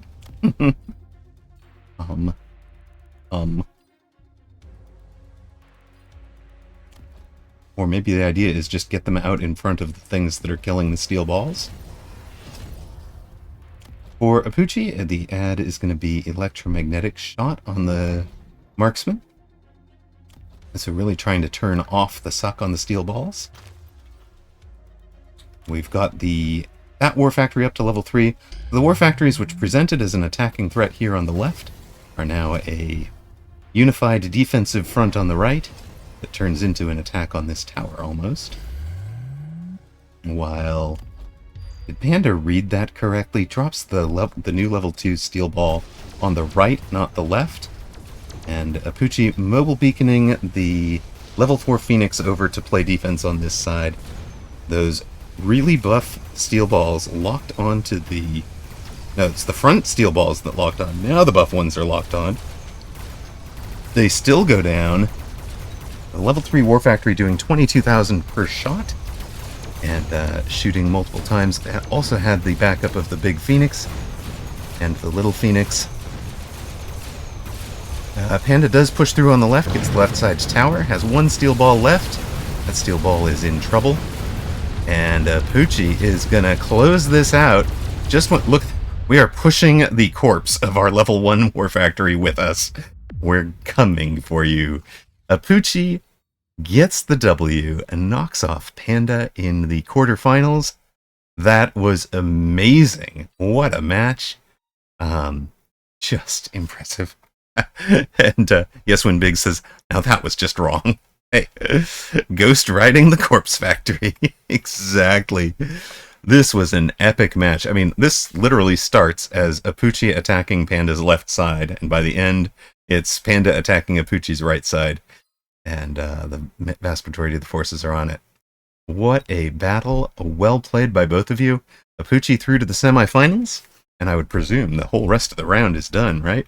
There is still one in progress, but Alpha, the player with the melter, Advanced Group 1 third place finish this week, I should say. Beat Vulcan. So we're going to have a possible 6-round tournament. Blue Hair beat Silalag. Steelsane unbeaten after beating Oraclehan. And Apooche beats Panda. Going to leave us just 3 unbeatens. Blue Hair, Steelsane, Apooche. Now you have an epic tournament. Multiple time champions each in the semifinals.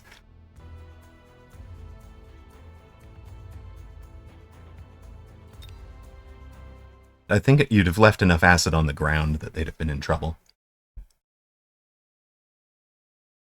And obviously, Panda struggled to answer those 4 factories. I think the steel balls would have been my answer. Welcome to round 6 of Weekend Tournament America's number 68. Steelsane, near side in blue, representing the 401. Blue Hair, far side in red, representing the 201. Steelsane has chosen a speed specialist with Tarantula and Crawler. Blue Hair, a giant specialist with Tarantula and Marksman. So we have a Tarantula mirror to start with. And the traditional units to pair with it, with a Tarantula, are the Marksman and Crawlers. And we've talked about Steelsane's builds a lot on this channel. Steelsane loves to just play standard, so I'm expecting the Tarantulas to be right here in front of towers, with Crawlers right behind the towers, Marksman central. See how correct I am. That is actually also the formation that Blue Hair has taken, although he's putting the Marksman outside, and he's taken Fangs instead of Crawlers. So they're running a little bit slow. Steelsane's Tarantula position is a little inside of where I had them imagined, and the Marksmen are a little outside where I had them imagined, but it's pretty darn close. So neither player using them to attack, they're both using Tarantula from standard. So, of course, Tarantula is not suited to a range war. They're big and tanky. They've got a short range because they have high health. They're supposed to run out in front and tank other units that aren't great single target damage dealers. But on this one, Blue Hair gets round 1 win with both Tarantulas and all 3 Marksmen surviving.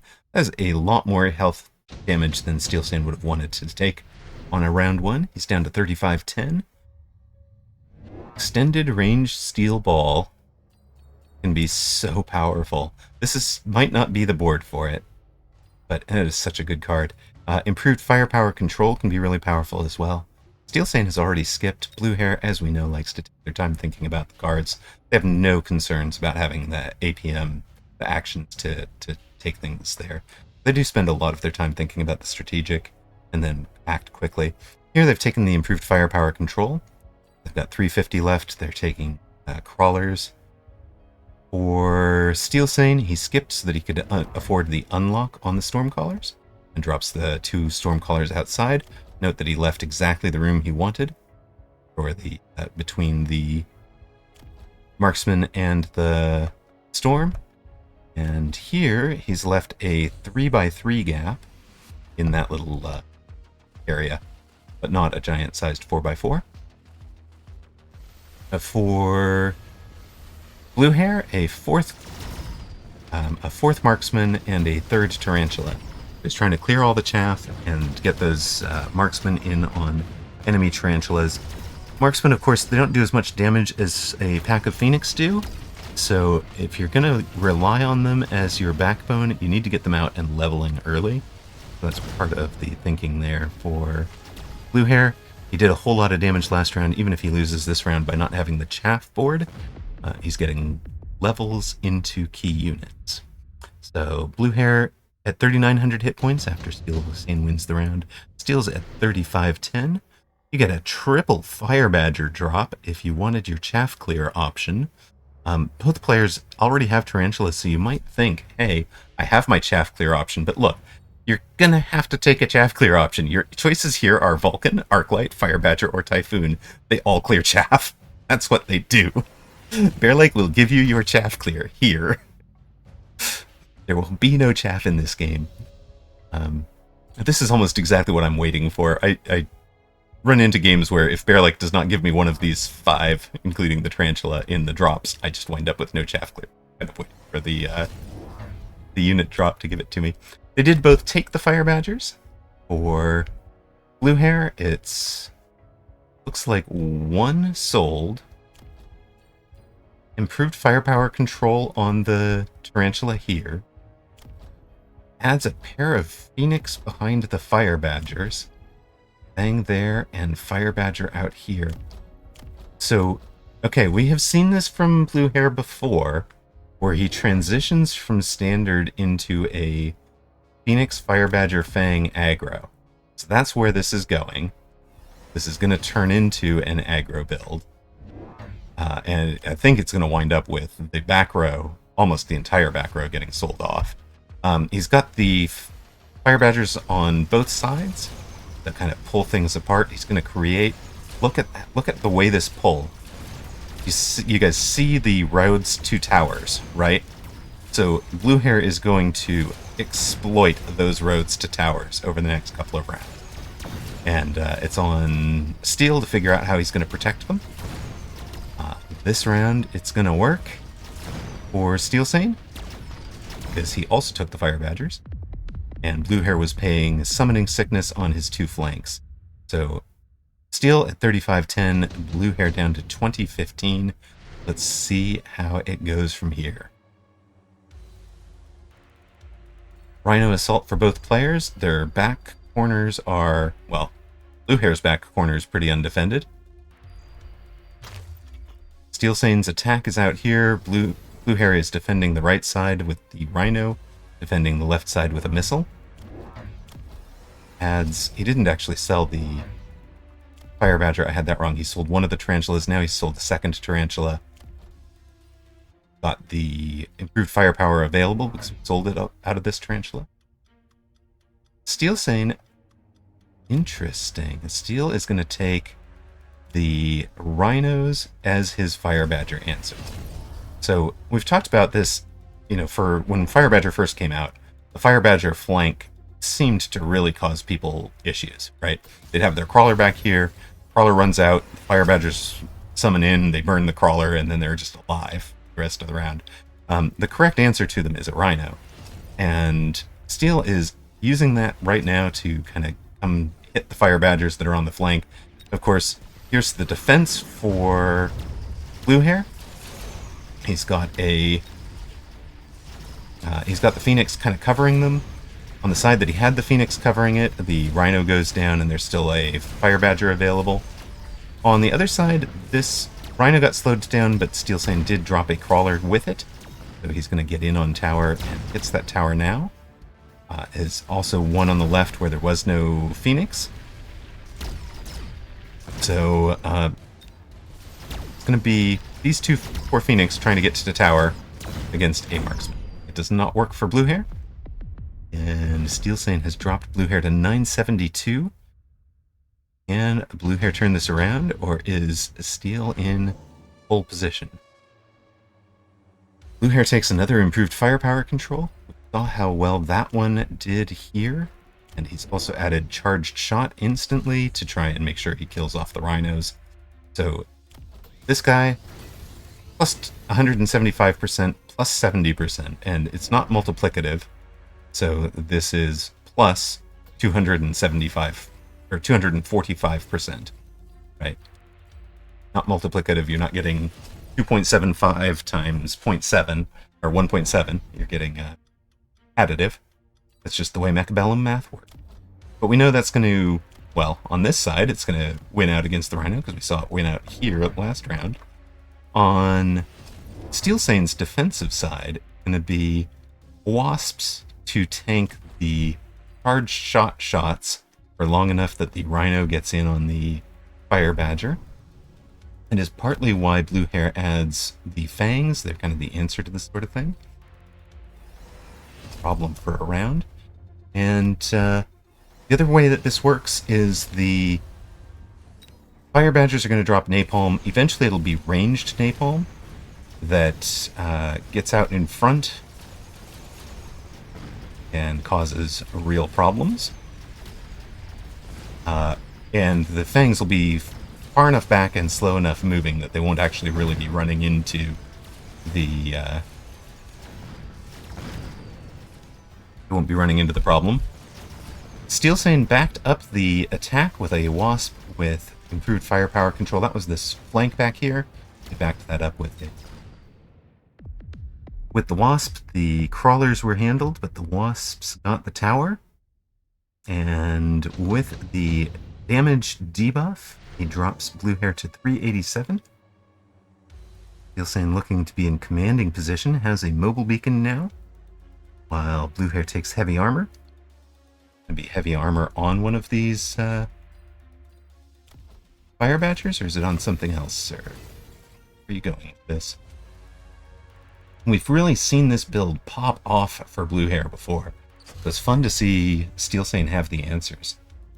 Note that last round, this Rhino, instead of playing back here, got drawn to the Fangs because of Fang placement. So Fang placement here could do it for Blue Hair. Same thing on this. On the other hand, Steelsane has the mobile beacon, so you buy a second mobile beacon and make sure he's hit both his corners.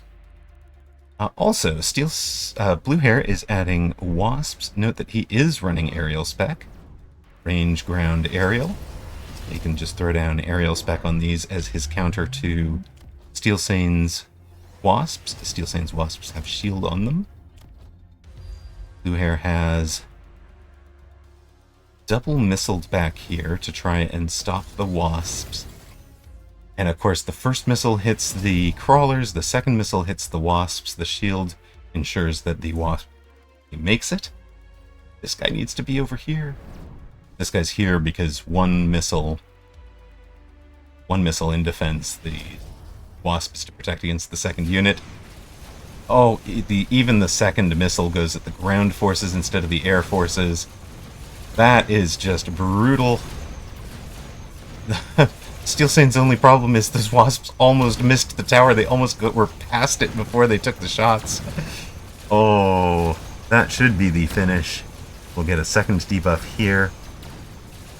And they do lose their thing. These guys are anti-air Wasps. It might. It's not going to be enough, is it? Yeah, it's not. It's definitely not enough. And Blue Hair has surrendered. Steelsane, the winner here, gets it done in 6 rounds. Blue Hair was kind of in the lead when he tried to transition to this Fire Badger Fang Phoenix that we've seen work really, really well for him in past tournaments. But Steelsane is so well set up defensively that he is able to kind of hold that off and really played this corner perfectly. Steelsane did. I was surprised that Blue Hair made the mistake of having the second missile shoot the crawlers. His first missile was off the line. If you've got your missile here and your second missile far enough in, second missile will be targeting the Wasps. But I think he also needed to be playing around the idea of energy shield there. So as you can see what's on the bar. Right? So if he's going with aerial specialization Wasps, he can just have an aerial spec Wasp back here and cut that off. He might have outplayed himself by thinking Steelsane was going to do the same thing on this side. He had a missile over here that wasn't very, and a wasp pack covering that instead of covering. But Steelsane's defense just really, really solid. And look at how far off of the normal meta this is. No, there's no crawler down here in the corner. There's no Fang back here. He's wide open to, something like a Phoenix flank down here that could just mobile beacon in on a tower. It does have the other side covered with a marksman. But it adapts what he's doing to what your opponent is going to play. Makes really, really good decisions. That is why he is so consistent. 7 tournament titles so far. And we'll find out if this one was number 8 when we find out if Apooche won. Apooche has not won yet. Apooche versus Alpha. Let's find out if Steelsane is the champion or if we get the cat versus dog final that we deserve.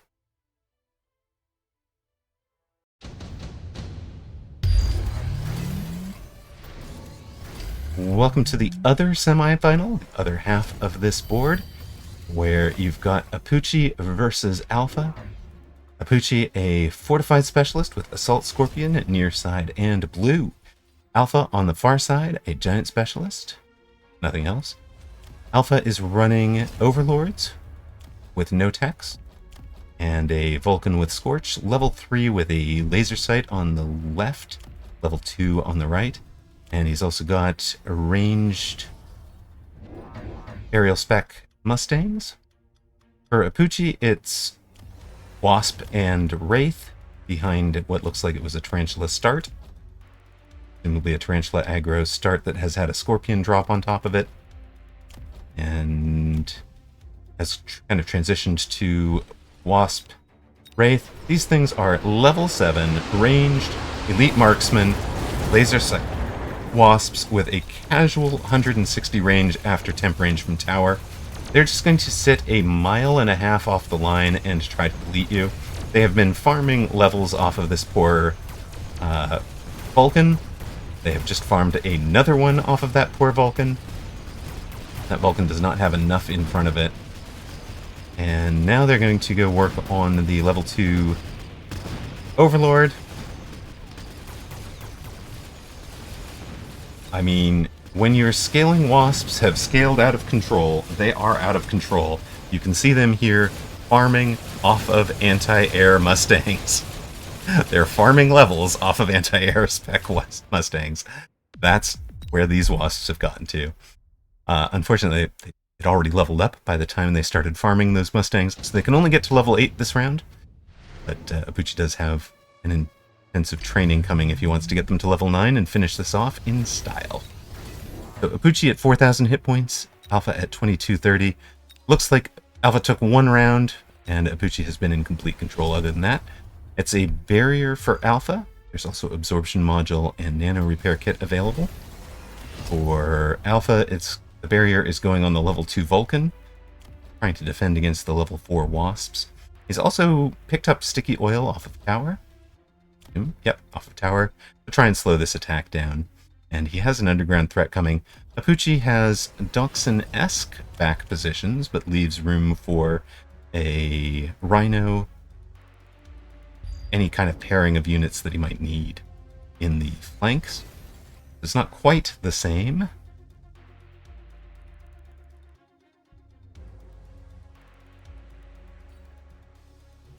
Apooche dropping the flames in the deep back. Here it is. Now it is official. It's officially Worm Wasp Wraith for Apooche. He didn't have the worms out yet. Now he has them right in front of both, well, with, I don't know how you want to call that, paired with both wasps. And the idea there is you get the sandstorm out, the worm runs underground for long enough, it gets close enough, it pops out, it halves everybody's range.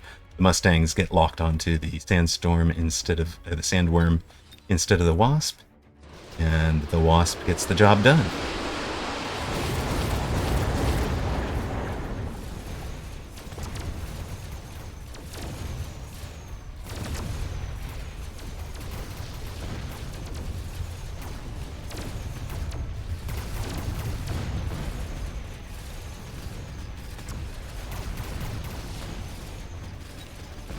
level 8 wasps, range at 150 meters. Apooche did not take temp range from tower this round. Saved the money with the sandstorm happening.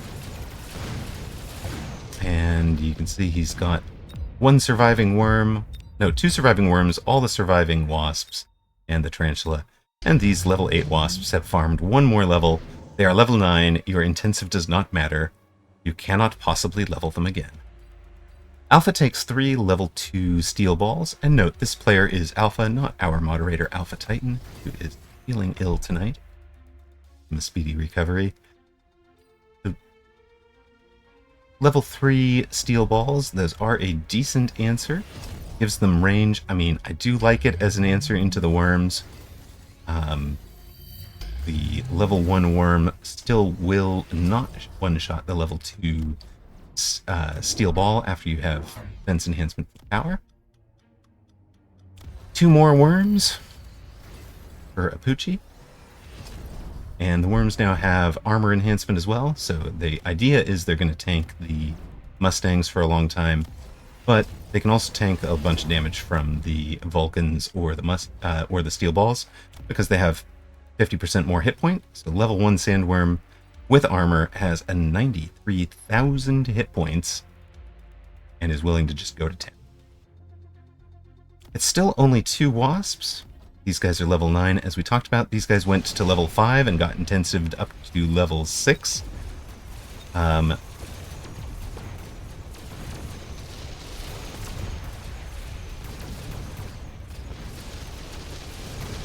Giant Spec into Range Scorch. Vulcan is out of control. I mean, at least on this board, it is not. Apooche is in complete control against 2 Vulcans with Scorch and lots of levels. But this is part of why wasps are so strong in the meta right now. They cannot be shot by the Vulcan, and you need something else to deal with them. All of the other answers get tanked by the worm and the raid. They cause a big set of problems that are tough to solve. 1 surviving worm, all the surviving wasps. Apooche has forced a 7th and final round. We get our final we wanted, Steelsane versus Apooche, coming right up. We will jump into this one, our final.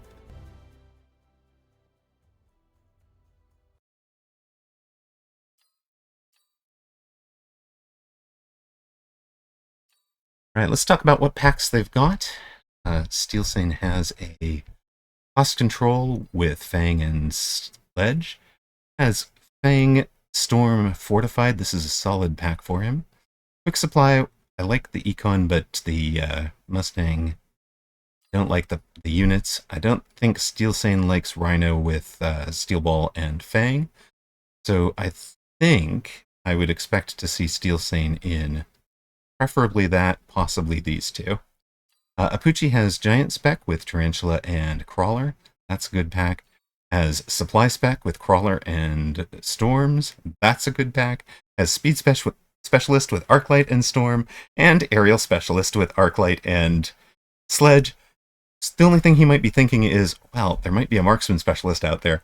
There is no Marksman Specialist on this board, so I think Apooche is in the driver's seat.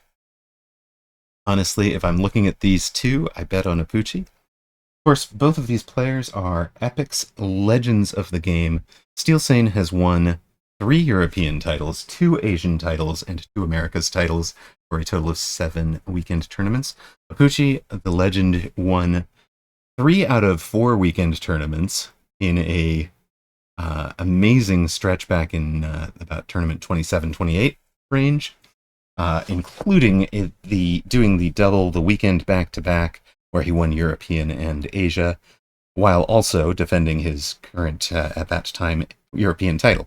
So it's pretty darn impressive. He is on the verge of repeating the double, having won earlier today in the European weekend tournament number 68, beating Squish in what turned out to be the final. Steelsane did in fact take the Fortified Specialist with Fang and Storm. Apooche took the Supply Specialist with Crawler and Storm. I think those were the best packs available to both of them. Welcome to the final, everybody. We have an epic. Steelsane and Apooche. Cat versus dog. Who could ask for more? The cat takes a pair of arc lights for his early chaff clear. That's basically a reaction to Apooche having the crawlers.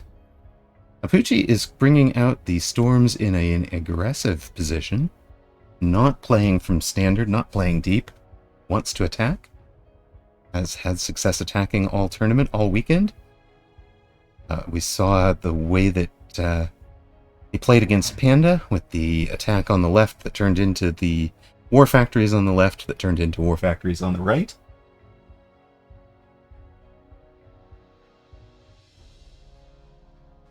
Channel point predictions, of course, are open if you want to put your bet on either cat or dog here.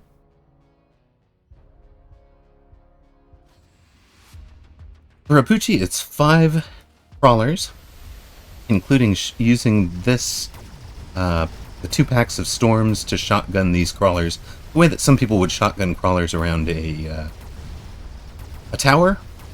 Apooche shotguns them around his own units. Really clever, I like it. You could have gotten an even better shotgunning by putting them horizontal, but that was not the point. And what he's done there is created a slightly different chaff timing. He's got his early chaff and his mid chaff, and he's got room for 2 more waves of crawler chaff instead of 1. Of course, on the left, Steelsane has 1. On the right, you can't see it, but there is, in fact, 1 crawler down in here doing its level best to get things in. There we go. There he is, making a run for it. Let's go, little guy. Let's go. You got this. No pressure. No pressure. Dodge. Dodge. Oh. He did not make his second reflex save. So, round 1 goes to Steelsane. Is it 4,800? Apooche at 3,834.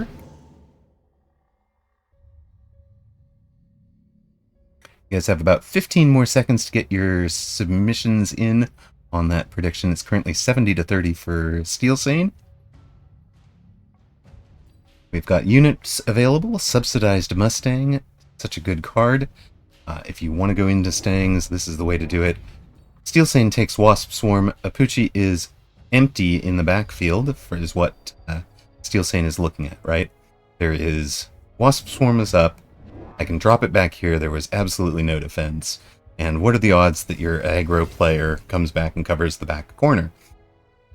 It's Apooche. He takes Subsidized Stang, but his motto is, when you see a card, play around the card. So he played around the Wasps by putting the 2 Mustangs in what you would consider the Fang screening position. They do turn around and go play defense. The reason this can be risky is there is some summoning time while a unit comes into play, and if Steelsane had had anything up on the front line to draw the aggro for these Mustangs, they might actually have aggroed right up onto the front line and ignored that Wasp. If you want to be 100% secure, those Mustangs needed to be further back. As it has turned out, I think the Mustangs got the job done in protection and then ran forward and died to Stormcallers. So, Steelsane 4,800, Apooche down to 3,400, and unit reinforcement drop. What will Bearlike provide today? 2 level 3 marksmen, a level 2 scorpion, a level 2 typhoon, or a sandworm, level 1. Level 3 is the round that the giants can first start showing up. Worry about them on round 2. You have to think about them on round 3. So as a giant specialist, sometimes you want to unlock, for example, you might want to unlock either Vulcan or Melting Point on round 2 to prevent your opponent from just getting it as a drop. Steelsane takes 2 level 3 marksmen. We've seen he does like to run marksmen as part of his defense. He likes them because they outrange Phoenix. And he's kind of control the fact that they're going to stay behind his chaff because they're going to be slower. And you can see he's also played around the Wasp Swarm last round with these 3 Fangs. each positioned to cover where a wasp might come from. Instead of positioning them straight behind tower, these guys are going to be out here where they are covering for the the flank wasp, the flank phoenix, etc. all game long. It's slightly different than the 201 meta, which puts them back here, or the way that Doxun does it, which puts them here. For Apooche, he's added range onto the Mustangs, took a level 2 Scorpion as his drop, and these subsidized Stangs are out wide, up the middle, flank screening, tower, behind tower screening, and he's got crawlers to make your Stormcallers miss for a while. And the important part of this formation is that these Mustangs, from where they're coming from, they basically never run through the spots that his crawlers were, at least not until very late in the round. They're also really good against the Fangs now that they outrange them, and there's just enough of them. We're going to cause some problems for Steelsane this round, that's the idea, and hopefully can farm some levels off of units like Orange Man. Not Orange Man, it's a naturally leveled... Oh no, it was the level 3 drop. I'm sorry, level 3 drop Orange Man. Double Orange Man. Deployment specialist for both players. I mean, Apooche is in the subsidized staying world, but he is happy to take the levels and run, take an extra deployment, and just drop down the... Yes, stimulus! It's stimulus, Orange Man. She's happy to just take some levels, takes the extra deployments. What are we going for here?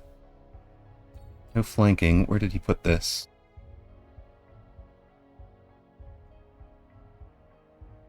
He's taken one of the deploys.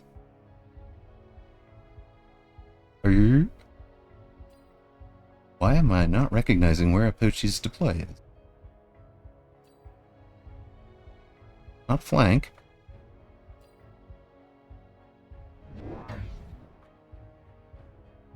Oh, here it is.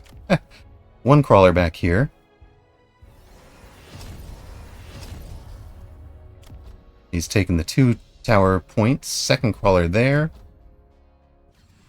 Still got a third deploy I'm missing somewhere.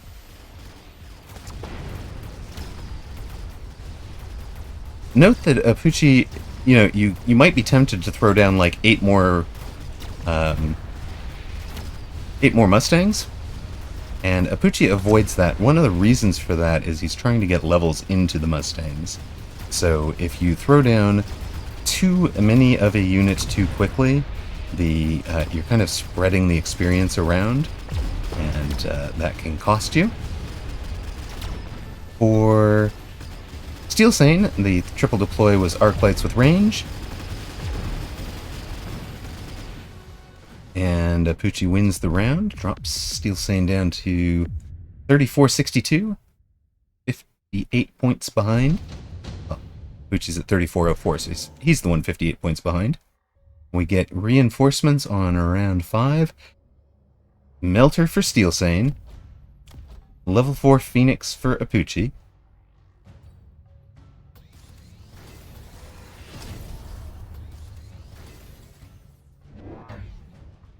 And for Steelsane, what are we on? These are the 3 arc lights we took last round. We've got the Melter, new Stormcaller. He'll have 2 deploys left. Apooche's first 2 deploys are Phoenix out wide, so he's got Phoenix next. Mustang in the middle, Phoenix out wide, Phoenix out wide. These Phoenix, in theory, are going to handle the arc lights. He's also ranged them. He's got 1 deploy left. Steelsane has 2 deploys left. That's what this number here is, by the way, number of squad deploys left. It'll be a Fang for Apooche. And this is the number of device deploys you have left. There. 8 devices that can be either a missile interceptor, a sentry device, a shield. You can't spend more than 800 on those total. Steelsane does take a second Stormcaller up the middle. Took some of the back corner units. Apooche's Fangs on this corner. And the reason these are fangs and not crawlers is he'll be able to portable shield them later if he needs to. Portable shield valuable against the arc lights. And I think he's a little bit worried about the possibility of a carry arc light build coming to life there. This is not the old school charged shot carry arc lights. This would be a ranged elite marksman and electromagnetic or anti-air carry.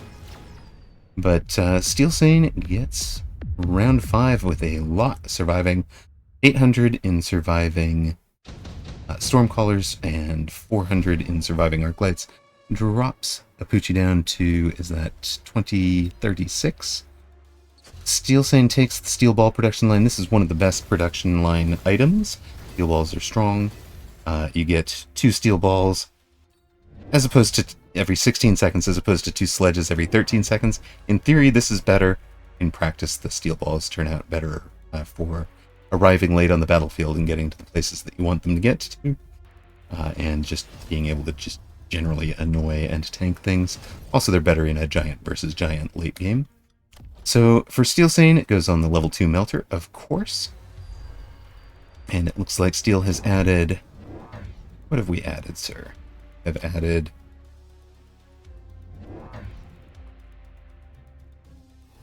I think it's these crawlers. Well, this crawler anyways. Got fangs in front of towers. We have crawlers right here to eat these guys. And a crawler out here. Apooche adds a arc light in the corner, an arc light in this corner. And... and the fangs to fill out that board. This arc light, he doesn't even wait for Steelsane to throw down the crawlers. The classic answer to fangs that are on the line is replicate crawlers. Basically, as soon as you see this, you're thinking, I want a crawler right in its face. I want the crawlers to get levels. I want the crawlers to replicate. And Apooche knows that. It's got the arc lights as the answer to the crawlers that are the answer to the fangs. So, here we go.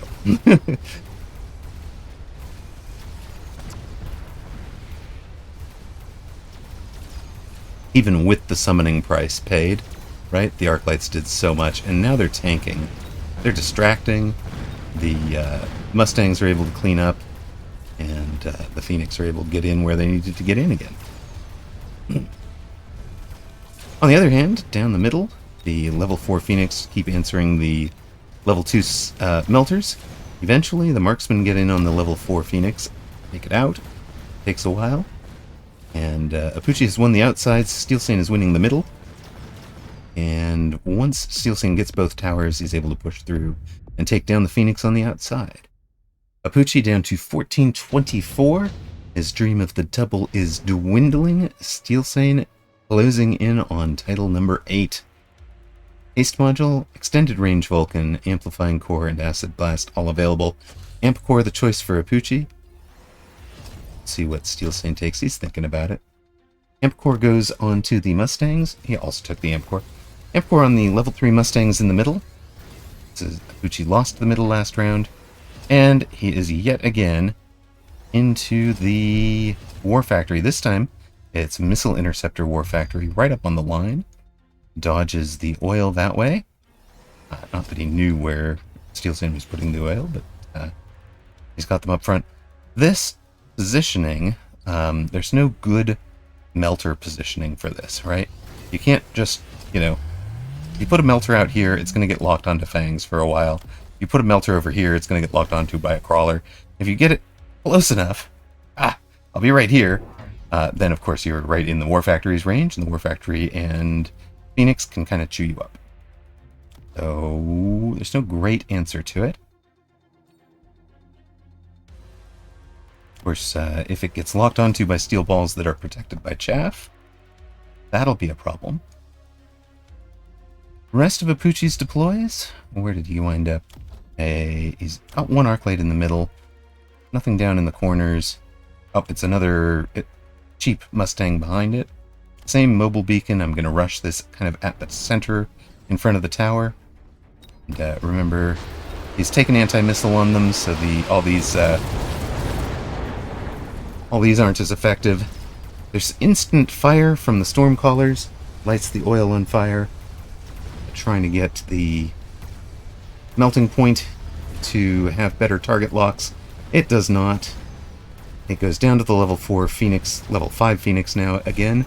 The War Factory gets to tower, and because of the mobile beacon, it's already ready to keep engaging during the tower debuff, whereas if you'd let it go there naturally, you might think, why was he doing this mobile beacon?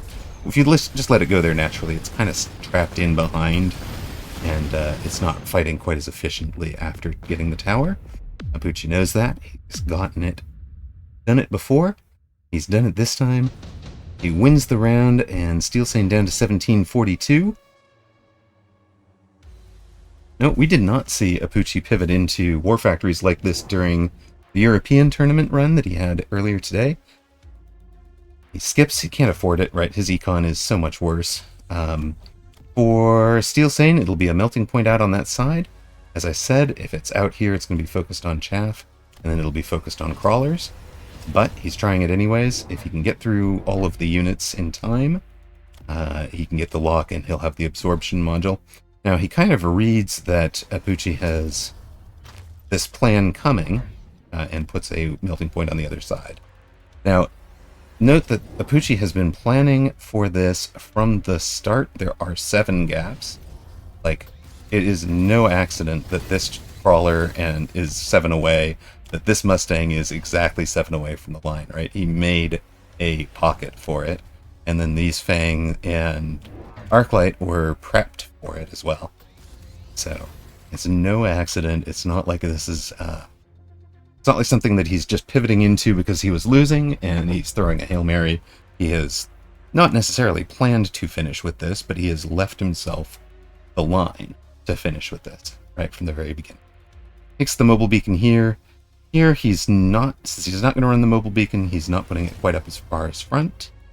Instead, he's throwing down sticky oil on that side and going to rely on, well, oh, that's just rude. He's going to rely on Steel's own, yeah, that's just brutal. He relied on Steelsane's own Stormcallers to light the flank on fire, and had two war factories together over there. Unfortunately for him, I mean, he's burned the flank, he's gotten that win. The melters do get the job done here, kind of. I mean,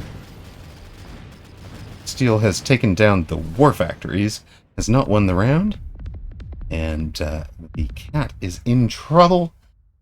216 hit points. Apooche at 1424 on the verge of completing the double. We get a unit reinforcement pack. We've got level 6 Sabertooth, 3 level 2 Wasps, 2 level 1 Sandstorms, and a level 4 Wraith available. Again, which one do you want? Really, really depends. Sabertooth is the cash option if you're looking to sell. Steelsane is kind of stuck in that he can't really take the Wasps because of all of Apooche's Mustangs. Apooche can take the Wasps, and there's no good answer on Steelsane's board, and there's no good anti-Wasp answer available. So here's what Steelsane goes with. He goes with the Sandworm. Goes for a Sandworm flank with armor. Nothing back here should kill these worms. They'll pay their summoning sickness, and then they'll have their tanky armor. Apooche's Phoenix are just too far forward, and if there weren't a crawler up here to lock onto, the Phoenix would go play defense. But Steelsane's Hail Mary is, let me get both towers, let me knock out both war factories, and consider it job done. For Apooche, the Wasps are all in a line, but there's more of them, and the whole idea here is there's a new Mustang, there's Wasps here. There is no way a Melter is ever going to lock on to a War Factory, because the Wasps, the Mustangs, everything will be chaff in front of the War Factory. The War Factory can get the job done there. It's working so far.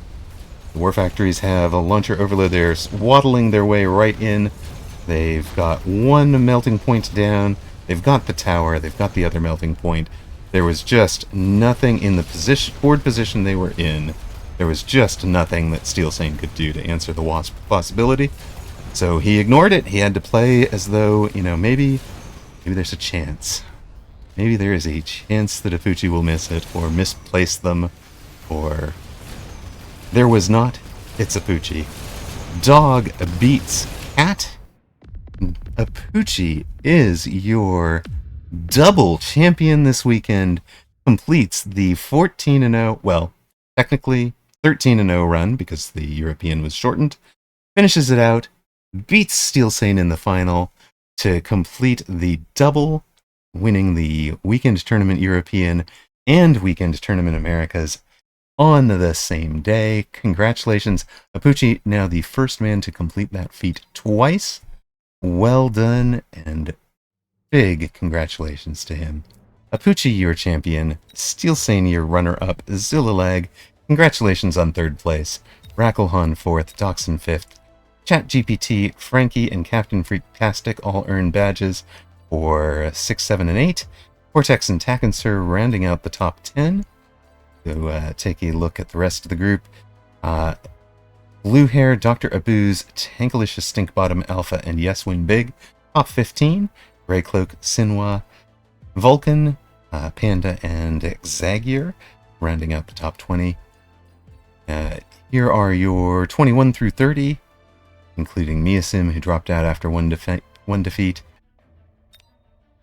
Congratulations again to Apooche. Double champion. Well done. And as celebration, I'm going to raid you guys right on over to him. Please give the double champion your congratulations and our love. Good night, and thank you all so much for watching.